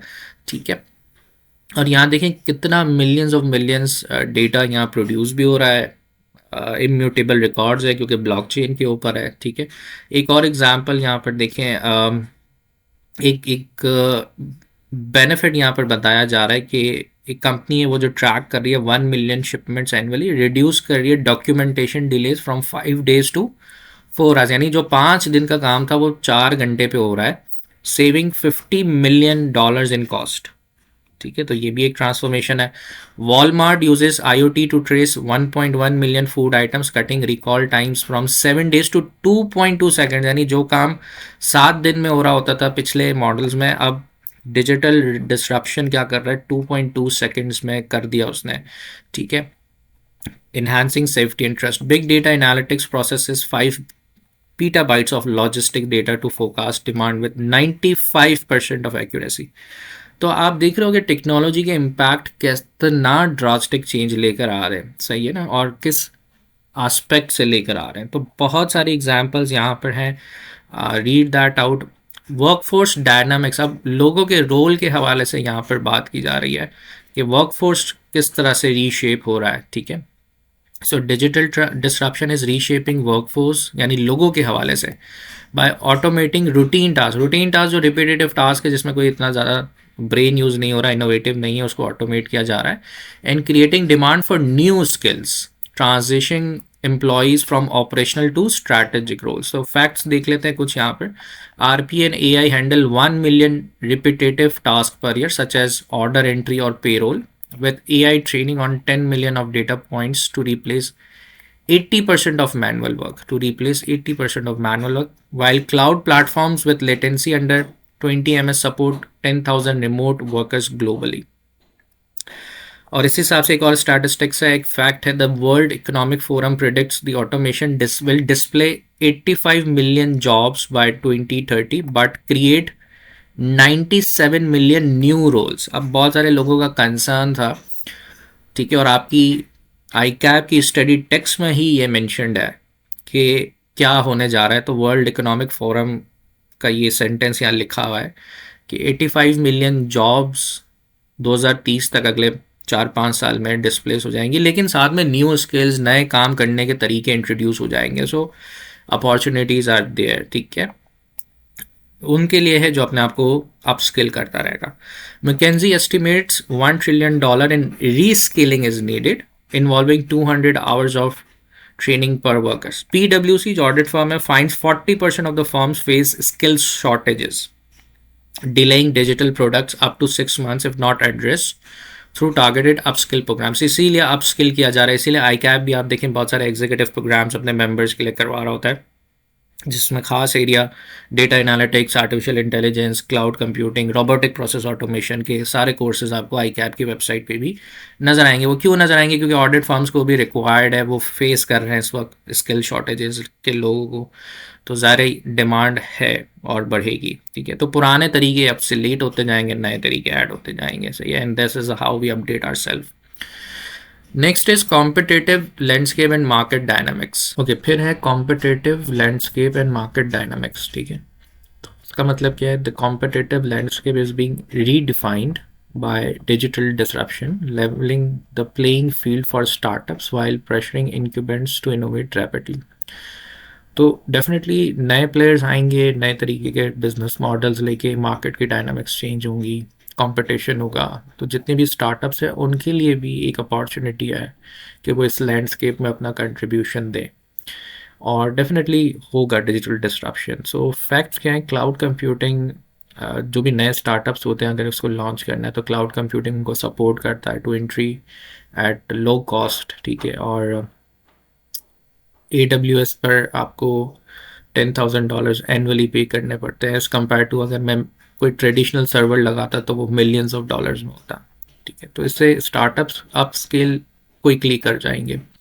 While AI analyzes 1 billion customer interaction to output rivals, and blockchain enables new entrants to bypass intermediaries with 1000 transaction per second. तो हमने ये पढ़ा था कि ब्लॉकचेन में कोई इंटरमीडिएटरी नहीं होता और वो एक स्मूथ प्लेटफॉर्म होगा। सो जितने भी स्टार्टअप्स होंगे, जैसे फिनटेक स्टार्टअप है रिवॉल्ट, ठीक है, वो यूज़ करता है cloud and AI to serve 30 million users, और वो जनरेट कर रहा है $2 मिलियन रेवेन्यू, ठीक है।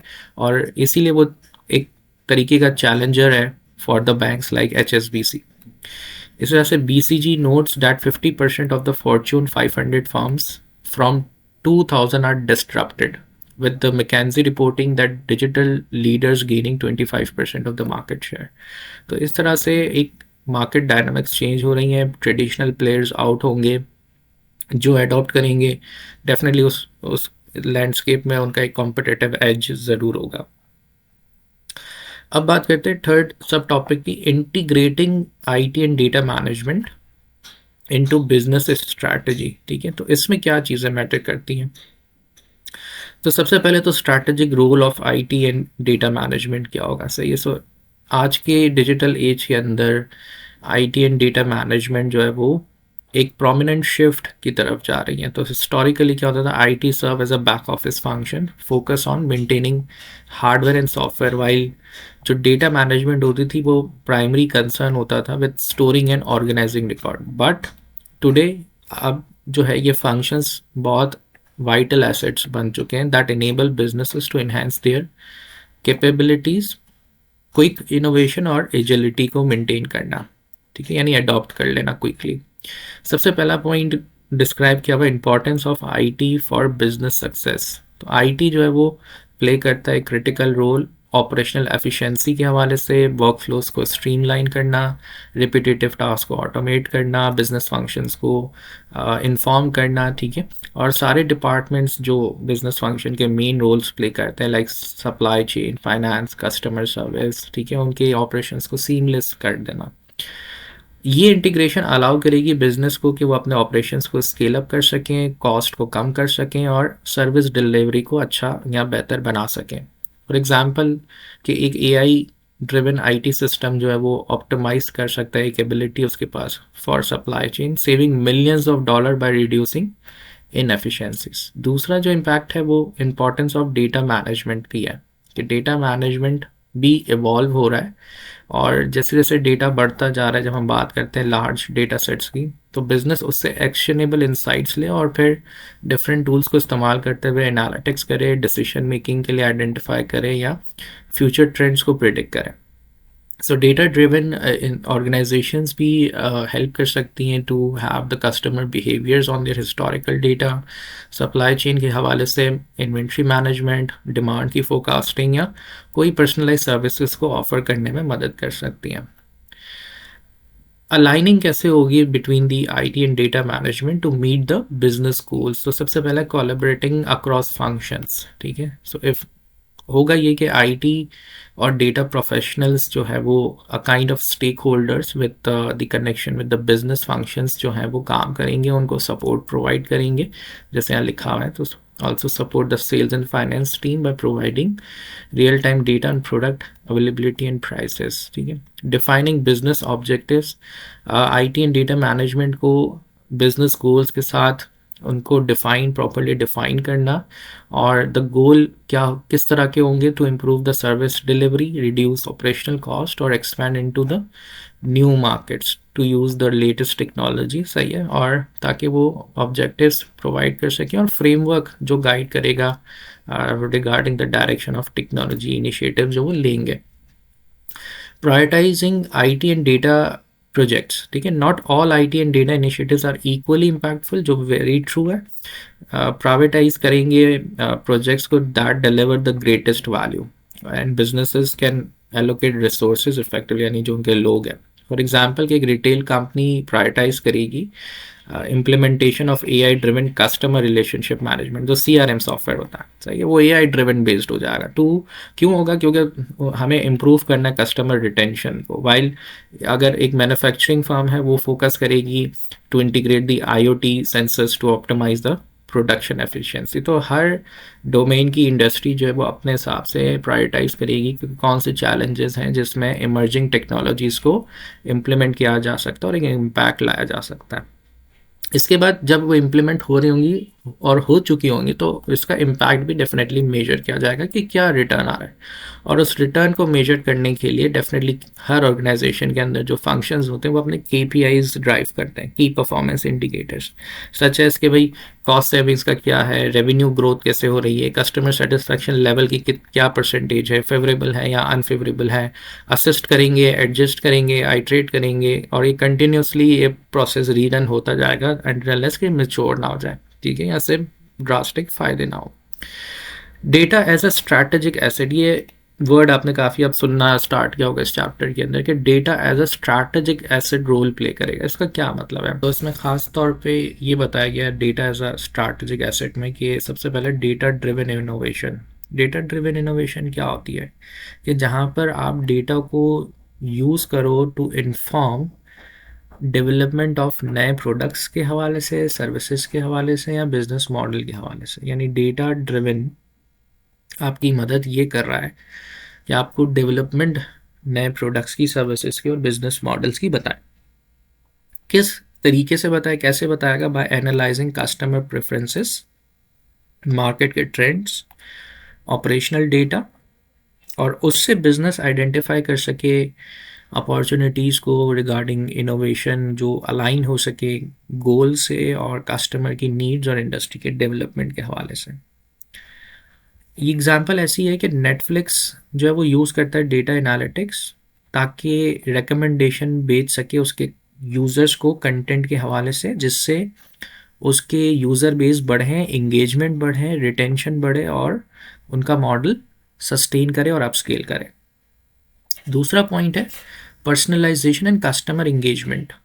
डेटा अलाउ करता है बिजनेसेस को कि वो पर्सनलाइज करके हर कस्टमर के प्रेफरेंसेस के हिसाब से, चॉइसेस के हिसाब से tailored made experience past historical data के बेसिस पे उसको प्रोडक्ट्स या सर्विसेज को ऑफर करें। By understanding individual preferences, business can deliver targeted marketing, personalise recommendations and customise services. Personalisation हर इंसान को अच्छी लगती है क्योंकि वो उसके अपनी चॉइसेस के हिसाब से होती हैं, और वो इन्हांस करता है कस्टमर सेटिस्फैक्शन को, लॉयल्टी को, जो कि रेवेन्यू की ग्रोथ में इजाफा होता है इस तरह की कॉम्पिटिटिव मार्केट्स में। ऑपरेशनल ऑप्टिमाइजेशन, डेटा इनेबल करता है बिजनेस के अंदर इनएफिशिएंसीज को ख़त्म करने के हवाले से और ऑप्टिमाइज़ करता है, यानी चेंजेस लेकर आता है रिगार्डिंग द परफॉर्मेंस। जैसे कि एक लॉजिस्टिक कंपनी है वो यूज़ कर रही है for example real time data उनके आईओटी डिवाइसेस से, किस हवाले से ऑप्टिमाइज़ करे delivery routes, fuel cost reduce हो सके और डिलीवरी जो है इन टाइम इम्प्रूव हो सके। सही है, तो यानी ऑपरेशन जो है वो ऑप्टिमाइज होते हैं। डेटा मोनेटाइजेशन, ठीक है, in addition to using data for internal purposes, businesses जो है वो एक्सप्लोर करती हैं उन वेंचर्स को जहाँ पर डेटा मोनेटाइजेशन स्ट्रैटेजीज क्रिएट हो सकें। जैसे कि this involve sharing data insights with partners, customers और third parties to create new data streams. For instance के एक रिटेल कंपनी है वो माइट सेल करे एनोनिमस करके परचेजिंग बिहेवियर डेटा को, ताकि मार्केट रिसर्च फर्म्स के वो काम आ सके। तो इस तरह से भी डेटा मोनेटाइज होता है, यानी सेकेंडरी डेटा के हवाले से जब हम कहीं से उसको परचेज करते हैं। सही है, या ऑर्गेनाइजेशंस को जब रिसर्च करनी होती है वो सेकेंडरी डेटा एक्वायर करते हैं फ्रॉम रिसर्च फर्म्स, तो वो ज़ाहिर है वो पैसों से ख़रीदी जाती है इंफॉर्मेशन और एनोनिमस करके बेची जाती है। सही है। अब हम देखते हैं फोर्थ कंपोनेंट, वो है आईटी गवर्नेंस फ्रेमवर्क्स और बेस्ट प्रैक्टिसेस का। तो यहाँ बात कर रहे हैं हम फ्रेमवर्क्स की कि as organisation integrate information technology more deeply into strategic operations और इफेक्टिव गवर्नेंस के हवाले से। तो जाहिर सी बात है कि क्रिटिकल बिजनेस ऑपरेशंस होंगे, डेटा सेंसिटिव है, और वो क्या प्रैक्टिसेस होंगी जो इंश्योर करेंगी कि जो प्रोसेसेस हैं या जो नए मॉडल फ्रेमवर्क्स है वो ठीक से और लीगली तौर पे जो है वो काम कर रहे हैं। ठीक है, तो यहाँ पर आईटी गवर्नेंस फ्रेमवर्क्स इंपॉर्टेंट है और हम देखेंगे कौन से आईकैप ने यहाँ पर फ्रेमवर्क्स जो है वो मेंशन किए हैं। सबसे पहला है COBIT, control objectives for information and related technology के हवाले से। So COBIT is one of the most widely adopted IT governance frameworks, जो ऑफर करता है comprehensive set of best practices for IT management. Focus करता है on aligning IT processes with business goals, ensuring effective risk management and providing a governance structure of IT activities.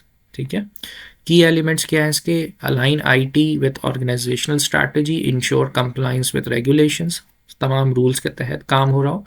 Manage IT risk through continuous assessment and improvement, so iterative process यानी continuous assessment हो रही है, improvement हो रही है। Second है ITIL, information technology infrastructure library. ये क्या है? ये एक फ्रेमवर्क है, डिज़ाइन किया गया है to standardise IT services within the organisation. It focuses on IT service management, optimize service delivery and improving customer satisfaction through continuous service improvement. इसके भी key elements क्या हैं? Align IT services with business needs. तो आप देख रहे हैं कि जितने भी frameworks होते हैं डेफिनेटली ये बेस्ट प्रैक्टिसेस डिफाइन करते हैं ताकि रूल्स के तहत सारे काम प्रॉपरली सिंक्रोनाइज हो, बट बिजनेस नीड्स और ऑर्गेनाइजेशन की स्ट्रैटेजी को टारगेट करते हुए develop and design IT services that meet customer requirements, ensure smooth implementation of new और मॉडिफाइड सर्विसेज। थर्ड है ISO IEC 27001। So ISO IEC 27001 is international standard for managing information security. यहाँ पर information security की जब बात हो रही है तो ये वाला हमारे पास फ्रेमवर्क है। It provides a framework for establishing, implementing, maintaining and continuously improving on information security management system, ISMS। ठीक है, इसके की एलिमेंट्स क्या है? Identify and assess risk to information security, develop करे, इम्प्लीमेंट करे तमाम सिक्योरिटी पॉलिसीज और कंट्रोल्स को, monitor and review security practices regularly. ठीक है, तो इसके बारे में यहाँ पर आपको नज़र भी आ रहा होगा। ISO IEC 27001 is the leading international standard for information security management system, ISMS, providing a framework for organisation to manage and protect sensitive data by identifying risk and implementing controls for confidentiality, integrity and availability, CIA। ठीक है, और फिर इसके कुछ की aspects हैं इस framework के जो आपको यहाँ पर नज़र भी आ रहे होंगे। ये स्टडी टेक्स्ट में नहीं है, मैंने गूगल पे सर्च करके कुछ पॉइंट्स निकाले ताकि आप थोड़ा सा मज़ीद इसकी डिटेल यहाँ देख सकें। क्यों ये ज़रूरी है? Cyber resilience helps organisation proactively identify weaknesses against evolving cyber threats. तो अगर हैं तो ये आपको प्रोएक्टिवली इन्फॉर्म करता है। स्टेक होल्डर का कॉन्फिडेंट होता है कि डेटा जो वो मेरा प्रोटेक्टेड है। लीगल कंप्लाइंस है, aids in meeting various regulatory and legal compliance, example GDPR, and business continuity, ensures stable operation by securing critical information। ठीक है, so this is again the international framework। अगर हम इसकी वेबसाइट पे official जो website है वहाँ जाके देखें, ISO IEC 27001 2022 information security, cyber security and privacy protection के हवाले से ये लिखा गया इंफॉर्मेशन सिक्योरिटी मैनेजमेंट सिस्टम्स। ठीक है, और इसके बारे में बताया कि ये क्यों ज़रूरी है, ये है क्या, सबसे पहले आपको यहाँ नज़र आ रहा होगा और ये क्यों ज़रूरी है। ठीक है, so risk management, cyber resilience and operational excellence के हवाले से ये यूज़ किया जाता है फ्रेमवर्क। फोर्थ है TUGAF, the Open Group Architecture Framework। TUGAF provides a structured approach to designing and managing enterprise IT architecture। Focus करता है aligning IT infrastructure with organizational goals and ensuring IT architecture supports long-term growth इसके भी की elements कौन से? Define business process, ठीक है, IT architecture with them, structure करे data application to support business functions, establish होता है technology platforms and infrastructure to meet the business needs. तो सारे पॉइंट्स मेरे ख्याल से स्ट्रेट फॉरवर्ड लिखे हुए हैं, इतनी डिटेल एक्सप्लेनेशन की ज़रूरत है नहीं। बस आपको ये याद रखना है कि आईटी गवर्नेंस फ्रेमवर्क्स के अंदर 4 चीज़ें हैं आई कैप की स्टडी टेक्स्ट में, और इनके स्ट्रेट फॉरवर्ड जो है वो की एलिमेंट्स पॉइंट्स हैं। कोबिट है, ITIL है, देन ISO IEC 27001 है, एंड TOGF टू गैफ है, ठीक है। इसके बाद इसी सब टॉपिक में डिस्कस किया हुआ है बेस्ट प्रैक्टिसेस के हवाले से for IT governance and management, ठीक है। तो सबसे पहला जो बेस्ट प्रैक्टिसेस है, ताकि हम स्टैब्लिश कर सकें क्लियर आईटी गवर्नेंस स्ट्रक्चर्स को between the IT and the business side, और उनके ऑब्जेक्टिव्स मीट हो सकें, अलाइन कर सकें बिजनेस स्ट्रैटेजी को, रिस्क मैनेजमेंट के हवाले से प्रोसेसेस इम्प्लीमेंट हो सके, कंटिन्यूस इम्प्रूवमेंट के हवाले से, ताकि वो KPIs के जो रिजल्ट्स आएंगे वो देखते हुए डिसीजन लिए जा सकें, या कोई अगर एडवांसमेंट करनी है तो वो हो सके, और तमाम के तमाम कंप्लाइंस और रेगुलेटरी रिक्वायरमेंट्स को इंश्योर कर सकें और अप्लाई करवा सकें, ठीक है। नेक्स्ट हमारे पास सब टॉपिक है adequacy and improvement of information and communication technology ICT processes and controls. Information and communication technology ICT processes critical to success modern business, providing the infrastructure and systems necessary support for daily operations, drive innovation and maintain competitive advantage. तो ICT का role क्या है basically, कि वो process कर रहा है जितनी भी क्रिटिकल मॉडर्न बिजनेस के हवाले से, चाहे वो इंफ्रास्ट्रक्चर हो, सिस्टम हो, डेली सपोर्ट देना हो ऑपरेशंस को, इनोवेशन के हवाले से मैटर्स हो, या मेंटेन करनी हो competitive advantage. However, adequacy and effectiveness of these processes require regular assessment and improvement to meet changing business needs and industry standards. तो ये कंटिन्यूस प्रोसेस है जहाँ पर रिक्वायरमेंट होती है रेगुलर असेसमेंट की, ताकि देख सकें चीज़ें सही काम कर रही हैं, कोई चेंजेस की ज़रूरत है, कोई अपडेशन की ज़रूरत है, या कोई स्केलेबिलिटी की ज़रूरत है, और जो भी बिज़नेस नीड्स हैं वो इम्प्रूवमेंट की तरफ आ सके। तो स्टडी टेक्स्ट में यहाँ पर डिफ़ाइन किया हुआ है assessing the adequacy of ICT process, ठीक है। तो 3 चीज़ें इसमें, सबसे पहले प्रोसेस की एफिशिएंसी के हवाले से बात हुई है कि evaluate whether ICT process are efficient in terms of किस हवाले से, टाइम, कॉस्ट और रिसोर्स यूटिलाइजेशन। इनएफिशिएंट प्रोसेस जो है वो लीड करेगा about delays, increase operational cost and reduced productivity.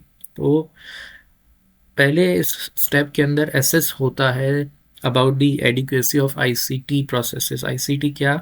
Information and communication technology, जहाँ पर हम ये देखते हैं कि प्रोसेस की एफिशिएंसी कैसी है और उसका जो इम्पैक्ट है वो टाइम, कॉस्ट और रिसोर्स यूटिलाइजेशन के हवाले से। दूसरा, सिक्योरिटी एंड कंप्लाइंस, ठीक है, कि किस हद तक सिक्योर है, रिस्क कम से कम हो, किस रिगार्ड के हवाले से, ताकि कोई डेटा चोरी ना हो सके, मिसयूज़ ना हो सके, फाइनेंशियल लॉस को मिनिमाइज़ करना और लीगल लाइबिलिटी से बचा जा सके, ठीक है ना। तो ये मेक श्योर करता है कि ensure that ICT processes adhere to security standard के हवाले से और रेगुलरिटी की रिक्वायरमेंट के हिसाब से हो, ठीक है। User satisfaction, assess the user feedback to determine कि भाई ICT सिस्टम्स जो है वो मीट कर रहे हैं आपकी needs for employees and customers. अगर users are dissatisfied with the ICT systems, it could indicate कि भाई पुअर फंक्शनैलिटी है, या इनसफिशिएंट ट्रेनिंग हुई है, या लैक ऑफ सिस्टम सपोर्ट मिल रहा है उसको, ठीक है। इसके बाद है improving ICT processes and controls. Improve करने के हवाले से पहले हमने एसेस किया, अब हम बात कर रहे हैं इम्प्रूविंग की। सो ऑटोमेशन एंड स्टैंडर्डाइजेशन, जिसमें हमने ऑलरेडी डिस्कस किया है कि जैसे RP है जो हेल्प करता है बिजनेस प्रोसेसेस को स्ट्रीमलाइन करने में या ऑटोमेट करने में, जो भी मैनुअल वर्क फ्लोज होते हैं, जिससे क्या होता है मैनुअल एफर्ट रिड्यूस हो जाता है और एक्यूरेसी इंक्रीज हो जाती है। दूसरा, इन्हांस सिक्योरिटी कंट्रोल्स, ठीक है, तो regularly update the security protocols to address emerging threats and vulnerabilities, implement multi factor authentication MFA, encryption intrusion detect systems, IDS, and protect sensitive information. तो सारा सिक्योरिटी के हवाले से जो है वो हम ऑपरेशंस, बिजनेस ऑपरेशंस को इम्प्रूव करते हैं। और यहाँ कुछ चीज़ें बताई गई हैं कि जो हम एड्रेस करते हैं नए तरीके के थ्रेट्स और डेंजर्स को, ताकि हम सिक्योरिटी फीचर्स को अप्लाई कर सकें, जिसमें MFA है, इंक्रिप्शन है, इंट्रूजन डिटेक्टेड सिस्टम्स है, ताकि जो सब सेंसिटिव इंफॉर्मेशन है उसको प्रोटेक्ट किया जा सके। थर्ड पॉइंट है investing in training and support. ज़ाहिर है एम्प्लॉयज़ को ट्रेनिंग एंड सपोर्ट फेज से गुजारा जाए ताकि वो लेटेस्ट चीज़ें, लेटेस्ट मॉडल, बिजनेस फंक्शंस और टूल्स का सही से इस्तेमाल कर सकें। जितनी भी रिसोर्सेज हैं, सपोर्ट है, यूज़र सेटिस्फैक्शन है या सिस्टम्स की यूटिलाइजेशन है, उसको इफेक्टिवली यूज़ किया जा सके आफ्टर द ट्रेनिंग। और इसके बाद कंडक्ट करें regular audits and assessment to ensure कि अगर कोई नई इम्प्रूवमेंट है कंट्रोल्स के हवाले से, कंप्लाइंस के हवाले से, या कोई वीकनेस आइडेंटिफाई होती है तो उसको जो है वो रेगुलरली चेक करते हुए इम्प्रूव किया जा सके। नेक्स्ट है evaluating the ROI, return on investment of ICT investments. ठीक है, तो सबसे पहले cost benefit analysis, compare the cost of ICT systems like hardware, software, training with the expected benefits. ठीक है, increase efficiency, reduce operational cost. इस तरह की अकाउंटेंट जो है वो चीज़ें KPIs निकालता है, कॉस्ट बेनिफिट एनालिसिस करता है कि जो चीज़ हम कर रहे हैं उसका रिटर्न और इन्वेस्टमेंट अच्छा है भी या नहीं है। ठीक है, नेक्स्ट है measuring productivity gains, calculate how much time and resources are save due to improvement. अब उसको इम्प्रूवमेंट करने के बाद कि हम कैलकुलेट करें, KPI बनाएं कि भाई कितना टाइम हमारा बच रहा है, कितनी रिसोर्सेज सेव हो रही हैं, प्रोडक्टिविटी इंक्रीज़ हो रही है या नहीं हो रही, लेबर की कॉस्ट कम हो रही है या नहीं हो रही, प्रॉफिटेबिलिटी बढ़ रही है या नहीं बढ़ रही है। ठीक है, फिर है assessing strategic value, consider the long term strategic value of ICT investment such as, जहाँ पर हमें कस्टमर इंगेजमेंट को बढ़ाना हो, या हमें मार्केट की पोजीशनिंग को इम्प्रूव करना हो, या हमें हमारे पास एबिलिटी हो टू इनोवेट एंड इम्प्रूव। ठीक है, तो ये सारी स्ट्रैटेजिक वैल्यूज़ मिल रही या नहीं मिल रही। प्लस स्ट्रैटेजिक ICT इन्वेस्टमेंट में not yield immediate financial return, although हो सकता है शुरू के 1 साल 2 साल आपके मॉडल के हिसाब से आपको ना लगे कि प्रॉफिटेबिलिटी है, बट एक कॉम्पिटिटिव एडवांटेज लेते हुए ओवर टाइम आपके वो प्रॉफिट बन सकता है। ठीक है, तो बहुत सारी ऐसी हैवी इन्वेस्टमेंट्स होती हैं टेक्नोलॉजी साइड पे जहाँ पर शुरू में लॉस होता है, बट जैसे जैसे वो गोल्स मीट होते हैं बिजनेस के, प्रॉफिटेबिलिटी इंक्रीज होती है, तो फिर वो लॉस कवर हो जाते हैं। सही है, continuous monitoring of ROI, ICT investment should be, यानी कंटिन्यूसली मॉनिटर करना है कि जो वो डिलीवर कर रहे हैं वैल्यू या नहीं। ठीक है, periodically reassess the ROI of ICT systems to make adjustment as needed. अगर कोई चेंजेस करनी है तो हम पीरियोडिकली, अब ये पीरियोडिकली क्वार्टरली भी हो सकता है, मंथली भी हो सकता है, सेमी एनुअली भी हो सकता है, ईयरली भी हो सकता है। ठीक है, depend on the sensitive things such as updating outdated technology or reallocating the resources to more impactful areas. Last आपकी इस चैप्टर के अंदर जो टॉपिक है वो है impact of digital disruption on accounting and finance profession, जो मैंने चैप्टर के स्टार्टिंग में ही आपको ऑडिट फर्म्स की वेबसाइट्स पे लेकर जाकर प्रैक्टिकल डॉक्यूमेंटेशन और वेब पेजेस पे टॉपिक्स दिखाए थे। ठीक है, और इस पर मैंने ऑलरेडी बात कर ली है, बट मैं इसके कुछ पॉइंट्स आपको बता देता हूँ जो उन्होंने डिस्कस किए हैं। बहुत ईजी स्ट्रेट फॉरवर्ड एग्जाम्पल है, जैसे क्या इम्पैक्ट होगा डिजिटल डिसरप्शन का अकाउंटिंग और फाइनेंस प्रोफेशन पे, यानी चार्टर्ड अकाउंटेंसी पे। तो ऑटोमेशन ऑफ रूटीन टास्क की हमने चैप्टर के स्टार्टिंग में बात की थी कि अगर RPA इम्प्लीमेंट किया जाता है या AI या OCR, तो ये हिस्टोरिकली जैसे अकाउंटेंट स्पेंड करते थे 20 से 30 घंटे वीकली मैनुअल डेटा एंट्री पे, या बैलेंसिंग द लेजर्स और रिकनसाइलिंग वाले जो जितने भी काम होते थे जिसमें एरर के चांसेस भी ज़्यादा होते थे, अब RPA या AI की इंटीग्रेशन से ये सारा काम ऑटोमेट हो सकता है, ये रूटीन के टास्क। तो ये वाज़े तौर पे ICAP ने खुद स्टडी टेक्स्ट में लिख दिया। और EY की एक एग्जांपल दी है कि RPA अक्रॉस इस ग्लोबल क्लाइंट्स में जो इम्प्लीमेंट हुआ है, automating 1 million transactions annually and saving 1 million staff hours, 1 million staff hours save हो जाते हैं, और वही आवर्स हम दूसरे कामों में, अच्छे कामों में यूज़ कर सकते हैं। और आप इमेजिन करें कि अगर ये काम पेपर बेस्ड चल रहा था 1980s के अंदर। AI enhances this, categorizing 1 million transaction monthly, learning from 10 million historical data points to reduce errors to 0.1। और आरपी के साथ यानी एआई इंटीग्रेट करते हुए वो हिस्टोरिकल डेटा के साथ मज़ीद स्पीड अप कर सकता है चीज़ों को, ठीक है। दूसरा जो इम्पैक्ट आ रहा है वो रियल टाइम फाइनेंशियल रिपोर्टिंग है। 90s के अंदर, लेट 90s और अर्ली 2000 के अंदर जो है वो वेट करना पड़ता था, बहुत लंबे प्रोसीजर्स होते थे सिस्टम से फाइनेंशियल्स को बिल्ड करने के। बट अब हमारे पास क्योंकि टूल्स अवेलेबल हैं, बिग डेटा एनालिटिक्स के लिए टूल्स हैं, तो वहाँ पर सीएफओ को रियल टाइम फाइनेंशियल रिपोर्टिंग पता चल जाती है, ठीक है ना। डेटा बैकएंड पे रिफ़्रेश हो जाता है, क्लीन हो जाता है, ऑटोमेट हो जाता है।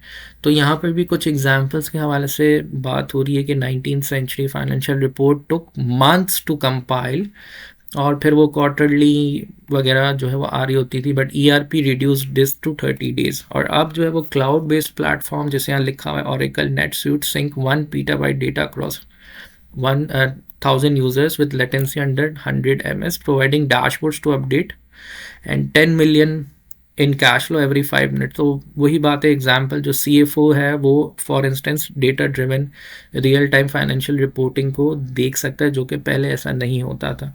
और फिर बिग डेटा के आने से भी और क्लाउड कंप्यूटिंग को आने से भी जो है वो काम बड़ा आसान हो गया है।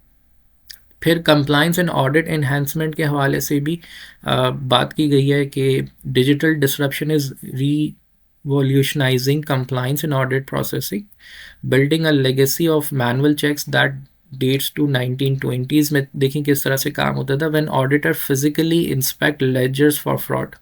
लेकिन अब क्या होता है, blockchain now creates immutable records of 5 lakh transaction verifiable in 2 seconds, ठीक है। SHA-256 हैशिंग के ज़रिए, a stark contrast to the paper trail of the past that took weeks to audit। तो हफ्तों का काम जो है वो सेकंड्स में हो रहा है आज की टेक्नोलॉजी में। और ज़ाहिर है फाइनेंस के ऊपर इम्प्लीमेंटेशन है, तो यहाँ पर देखो डिजिटल डिसरप्शन का इम्पैक्ट मौजूद है, सही है। एग्जाम्पल के तौर पे PwC uses blockchain to audit 50 million in transaction, reducing errors from 5 to 0.2। देखो कितना एफिशिएंट हो रहा है ऑपरेशन, है ना। And cost by $2 million annually. इसके अलावा रेगुलरिटी टेक के रेग टेक को यूज़ करते हुए scan millions of documents daily to ensure compliance with regulatory requirements. Fourth point है strategic advisory roles. The accounting and finance profession is evolving from a historical focus on record keeping, यानी पुराने वक्तों में record keeping से जो role है अब वो change हो रहा है as a strategic advisory role driven by AI and analytics and predictive modelling. तो मैंने स्टार्टिंग में भी आपसे इसी चैप्टर में कहा था कि अब एक चार्टर्ड अकाउंटेंट इन तमाम डोमेन्स को भी पैरेलल लेके चलता है to get out of the crowd, और थोड़ा सा डिफरेंट तरीके से वो जॉब पैटर्न्स को हैंडल करे, जिसमें AI एनालिटिक्स, प्रिडिक्टिव मॉडलिंग, ठीक है ना, इसके अलावा blockchain, cyber security. Today accountants leverage tools like power BI to analyse 1 terabyte of data in just 5 minutes, ठीक है। So एक accounting body notes that 60% of accountants act as advisors, now adding $500 billion in value। ये McKinsey ने quote किया, a leap from the compliance focus from 1990s, ठीक है। So a role has been changed of a chartered accountant, or you can say in accounting and finance profession, जहाँ पर automation of routine task हो रही है, real time financial reporting, compliance and audit enhancements हो रही है, improvements हो रही हैं विद इमर्जिंग टेक्नोलॉजीज़। और एक पुराना चार्टर्ड अकाउंटेंट अब ज़्यादा काम अपना फोकस स्ट्रैटेजिक एडवाइजरी रोल्स में या इनोवेशंस में या इम्प्रूवमेंट्स में ऑफ बिजनेस प्रोसेसेस या मॉडल्स के हवाले से स्पेंड करता है, ठीक है। Skills transformation and workforce evolution, ठीक है। तो जैसे हिस्टोरिकली 19th सेंचुरी में हमारे पास डिफरेंट चीज़ें मौजूद थी, historically proficiency with ledgers, calculators, ठीक है ना। फिर 2000 में एक्सेल स्किल्स, 2000s, अर्ली 2000, 2005, 2010 तक Excel skills were essential. Even Excel is still being using by most of the accountants now, but अब 75% of the accountants need up skilling in AI, blockchain analytics by 2030, with firms like Deloitte training 10,000 staff in Python and Tableau। तो आप देख सकते हो आप ही के domain के अंदर किस तरह से एक पुराना अकाउंटेंट और एक नया अकाउंटेंट और पुराने मेंबर्स भी, अकाउंटेंट्स भी अपने आप को अब स्केलिंग कर रहे हैं, और ये रिक्वायर्ड है, ये वक्त की ज़रूरत है, ठीक है ना। So the World Economic Forum predicts 97 million new roles by 2030, सही है। सो इस पूरे चैप्टर के अंदर, ऑल्दो ये पूरा चैप्टर टेक्निकल नहीं था, ये कॉन्सेप्चुअल था विद रिस्पेक्ट टू ये बताना था कि बिजनेस में और अकाउंटेंसी में डिजिटल डिसरप्शन होने से इम्पैक्ट क्या पड़ेगा, जिसमें हमने इसमें डिफरेंट फ्रेमवर्क्स के नाम देखे, उनके की पॉइंट्स देखे, किस तरह से वो काम करते हैं, इम्पैक्ट देखा, ठीक है, और समझा कि इमर्जिंग टेक्नोलॉजीज़ के आने के बाद क्या होगा, आईसीटी के कॉन्सेप्ट को देखा। सो this chapter is relevantly easy as compared to the other chapters in the study text, but still you need to read it very carefully. जो examples हैं उसको अच्छे से पढ़िएगा, सारी straight forward examples हैं, ठीक है। Thank you. ऑलराइट, तो अब हम MCQs डिस्कस करेंगे। तो सबसे पहला MCQ है scenario based. A mid size accounting firm introduces RPA, robotic process automation, to automate bank reconciliations and invoice processing, ठीक है। कि एक अकाउंटिंग फर्म है वो एक इमर्जिंग टेक्नोलॉजी को अडॉप्ट कर रही है, कौन सी, रोबोटिक प्रोसेस ऑटोमेशन। क्या करने के लिए, बैंक रिकन्सिलेशन और इनवॉइस प्रोसेसिंग को ऑटोमेट करना चाहते हैं। विद इन मंथ्स, कुछ महीने में, error rates drop significantly and staff time is freed for advisory work. इससे क्या हुआ कि पहले ये काम लोग कर रहे थे मैनुअली, तो आरपीए की अडॉप्शन से सिग्निफिकेंटली एरर कम होने लगे और टाइम भी बचने लगा, स्टाफ का टाइम एडवाइजरी वर्क में इन्वेस्ट होने लगा। Which impact of digital disruption is most evident in this scenario.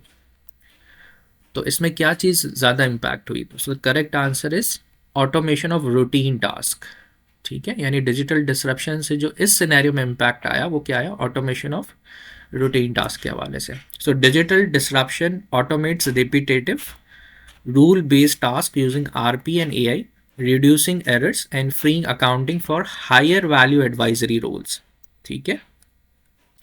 Next MCQ है, अ CFO usage a cloud based dashboard. एक CFO है, चीफ फाइनेंशियल ऑफिसर, यूज क्या कर रहा है, क्लाउड बेस्ड डैशबोर्ड, जो अपडेट होता है उसका cash flow after every few minutes, enabling immediate budget adjustment after market changes, ठीक है। तो वो उसको एक फैसिलिटी मिल रही है कि क्लाउड बेस्ड डैशबोर्ड अपडेट हो रहा है cash flow after every few minutes, ताकि वो बजट की एडजस्टमेंट्स चेंज कर सके quickly. So which technology driven changes does this illustrate. So हमारे पास यहाँ पर 4 ऑप्शन है। ऑप्शन राइट आंसर है ऑप्शन सी के। उस CFO के पास क्या मौजूद है, रियल टाइम फाइनेंशियल रिपोर्टिंग, सही है। So cloud computing and big data enable real time reporting, replace delayed periodic financial statements. Scenario 3, an audit firm, एक ऑडिट फर्म है वो क्या यूज कर रही है, blockchain to verify thousands of transactions instantly, quickly, ताकि रिड्यूस कर सके audit time and fraud risk. What key benefit of digital disruption is highlighted, कौन सा की बेनिफिट हाईलाइट हो रहा है इस डिजिटल डिसरप्शन से, वो आपको यहाँ पर सेलेक्ट करना है। And the right answer is option B, immutable transaction records. क्योंकि हमने पढ़ा था ब्लॉकचेन के चैप्टर में भी कि ब्लॉकचेन पे once the transaction is been occurred, it is immutable to change anything, सही है। So blockchain provides immutable and verifiable records, enhancing, जिससे क्या इंपैक्ट आता है, ऑडिट की रिलायबिलिटी और एफिशिएंसी बढ़ती है, सही है। Next, a chartered accountant uses Power BI. एक चार्टर्ड अकाउंटेंट है वो पावर बीआई यूज कर रहा है to advise management on future profitability instead of only preparing historical financial statements. So the shift best represent, एक तो ये कि फ्यूचर की प्रॉफिटेबिलिटी आइडेंटिफाई, और इसका मतलब वो प्रिडिक्टिव एनालिटिक्स कर रहा है रादर के वो डिस्क्रिप्टिव करे, और उसको वो एक अच्छा चेंज मिल रहा है टू एडवाइज द मैनेजमेंट। तो इसमें से ये शिफ्ट जो है ये क्या बेस्ट चीज़ रिप्रेजेंट करता है। So the answer is C, strategic advisory role, ठीक है। अब उसका काम क्या है कि वो स्ट्रैटेजिक एडवाइजरी रोल जो है वो परफॉर्म कर रहा है। Digital disruption transform accountants from record keepers to strategic advisor using analytics and predictive tools, ठीक है। A professional accounting body mandates training in AI analytics and blockchain for it members. एक accounting body है, for example ICAP है, वो क्या करती है, वो कहती है कि भाई हम जो मेरे मेंबर्स हैं क्वालिफाइड हैं वो इन चीज़ों को सीखें, ट्रेनिंग दे रहे हैं वो। So which driver of digital disruption does this address? So the correct answer is के उन लोगों की क्या हो रही है, स्किल ट्रांसफॉर्मेशन एंड अपस्किलिंग हो रही है, ठीक है, ताकि वो इमर्जिंग टेक्नोलॉजीज के साथ काम कर सकें। A traditional retailer launches an AI-driven online platform offering personalized recommendations and subscription services. This is an example of, so this is an business model innovation कि पुराने रिटेलर ने AI की मदद से पर्सनलाइज रिकमेंडेशन और सब्सक्रिप्शन सर्विसेज यूज़ की। तो इसका मतलब वो क्या चेंज कर रहा है, एक मॉडल, बिजनेस मॉडल को जो इनोवेटिव है, ठीक है। तो डिजिटल डिसरप्शन क्या कर रहा है, इनेबल करता है नए platform based and subscription based model ताकि नई रेवेन्यू स्ट्रीम्स बन सके। अ fintech startup challenges established banks by offering low cost digital services using cloud computing and AI. Which impact of digital disruption is demonstrated? ठीक है, सो इसमें से कौन सा बेस्ट पॉसिबल आंसर है? एक फिनटेक स्टार्टअप जो है वो challenges established banks by offering low cost digital services और क्लाउड कंप्यूटिंग और AI को जो है वो ऑफर कर रहा है। So the correct answer is levelling of competitive landscape. So cloud and AI reduce entry cost, allowing startups to compete with the incumbents. ठीक है, a company analyzes customer data to predict demand and optimize inventory level. This primarily reflects data driven decision making. ठीक है, so digital disruption again elevates data as a strategic asset, enabling predictive and proactive decisions. अब bank deploy, एक bank है वो deploy कर रहा है automated system जो कंटिन्यूसली स्कैन कर रहा है ट्रांजैक्शन को according to the anti money laundering compliance. ये बेनिफिट डिजिटल डिसरप्शन के किस एस्पेक्ट से अचीव हो रहा है? So answer is B, continuous compliance monitoring. ठीक है, रादर देन कि वो मैनुअल चेक हो, रेगुलरिटी टैग के इनेबल करने से रियल टाइम जो भी ट्रांजेक्शन है उस बैंक की और कंप्लायंस के रूल्स के हिसाब से वो ऑटोमेटिकली चेंज हो चेक हो रही हैं, ठीक है, रादर देन के मैनुअल होती। An accounting firm reduces manual bookkeeping roles but increases demand for data analyst, technology consultants. This trend indicates shift from operational roles to strategic roles. ठीक है,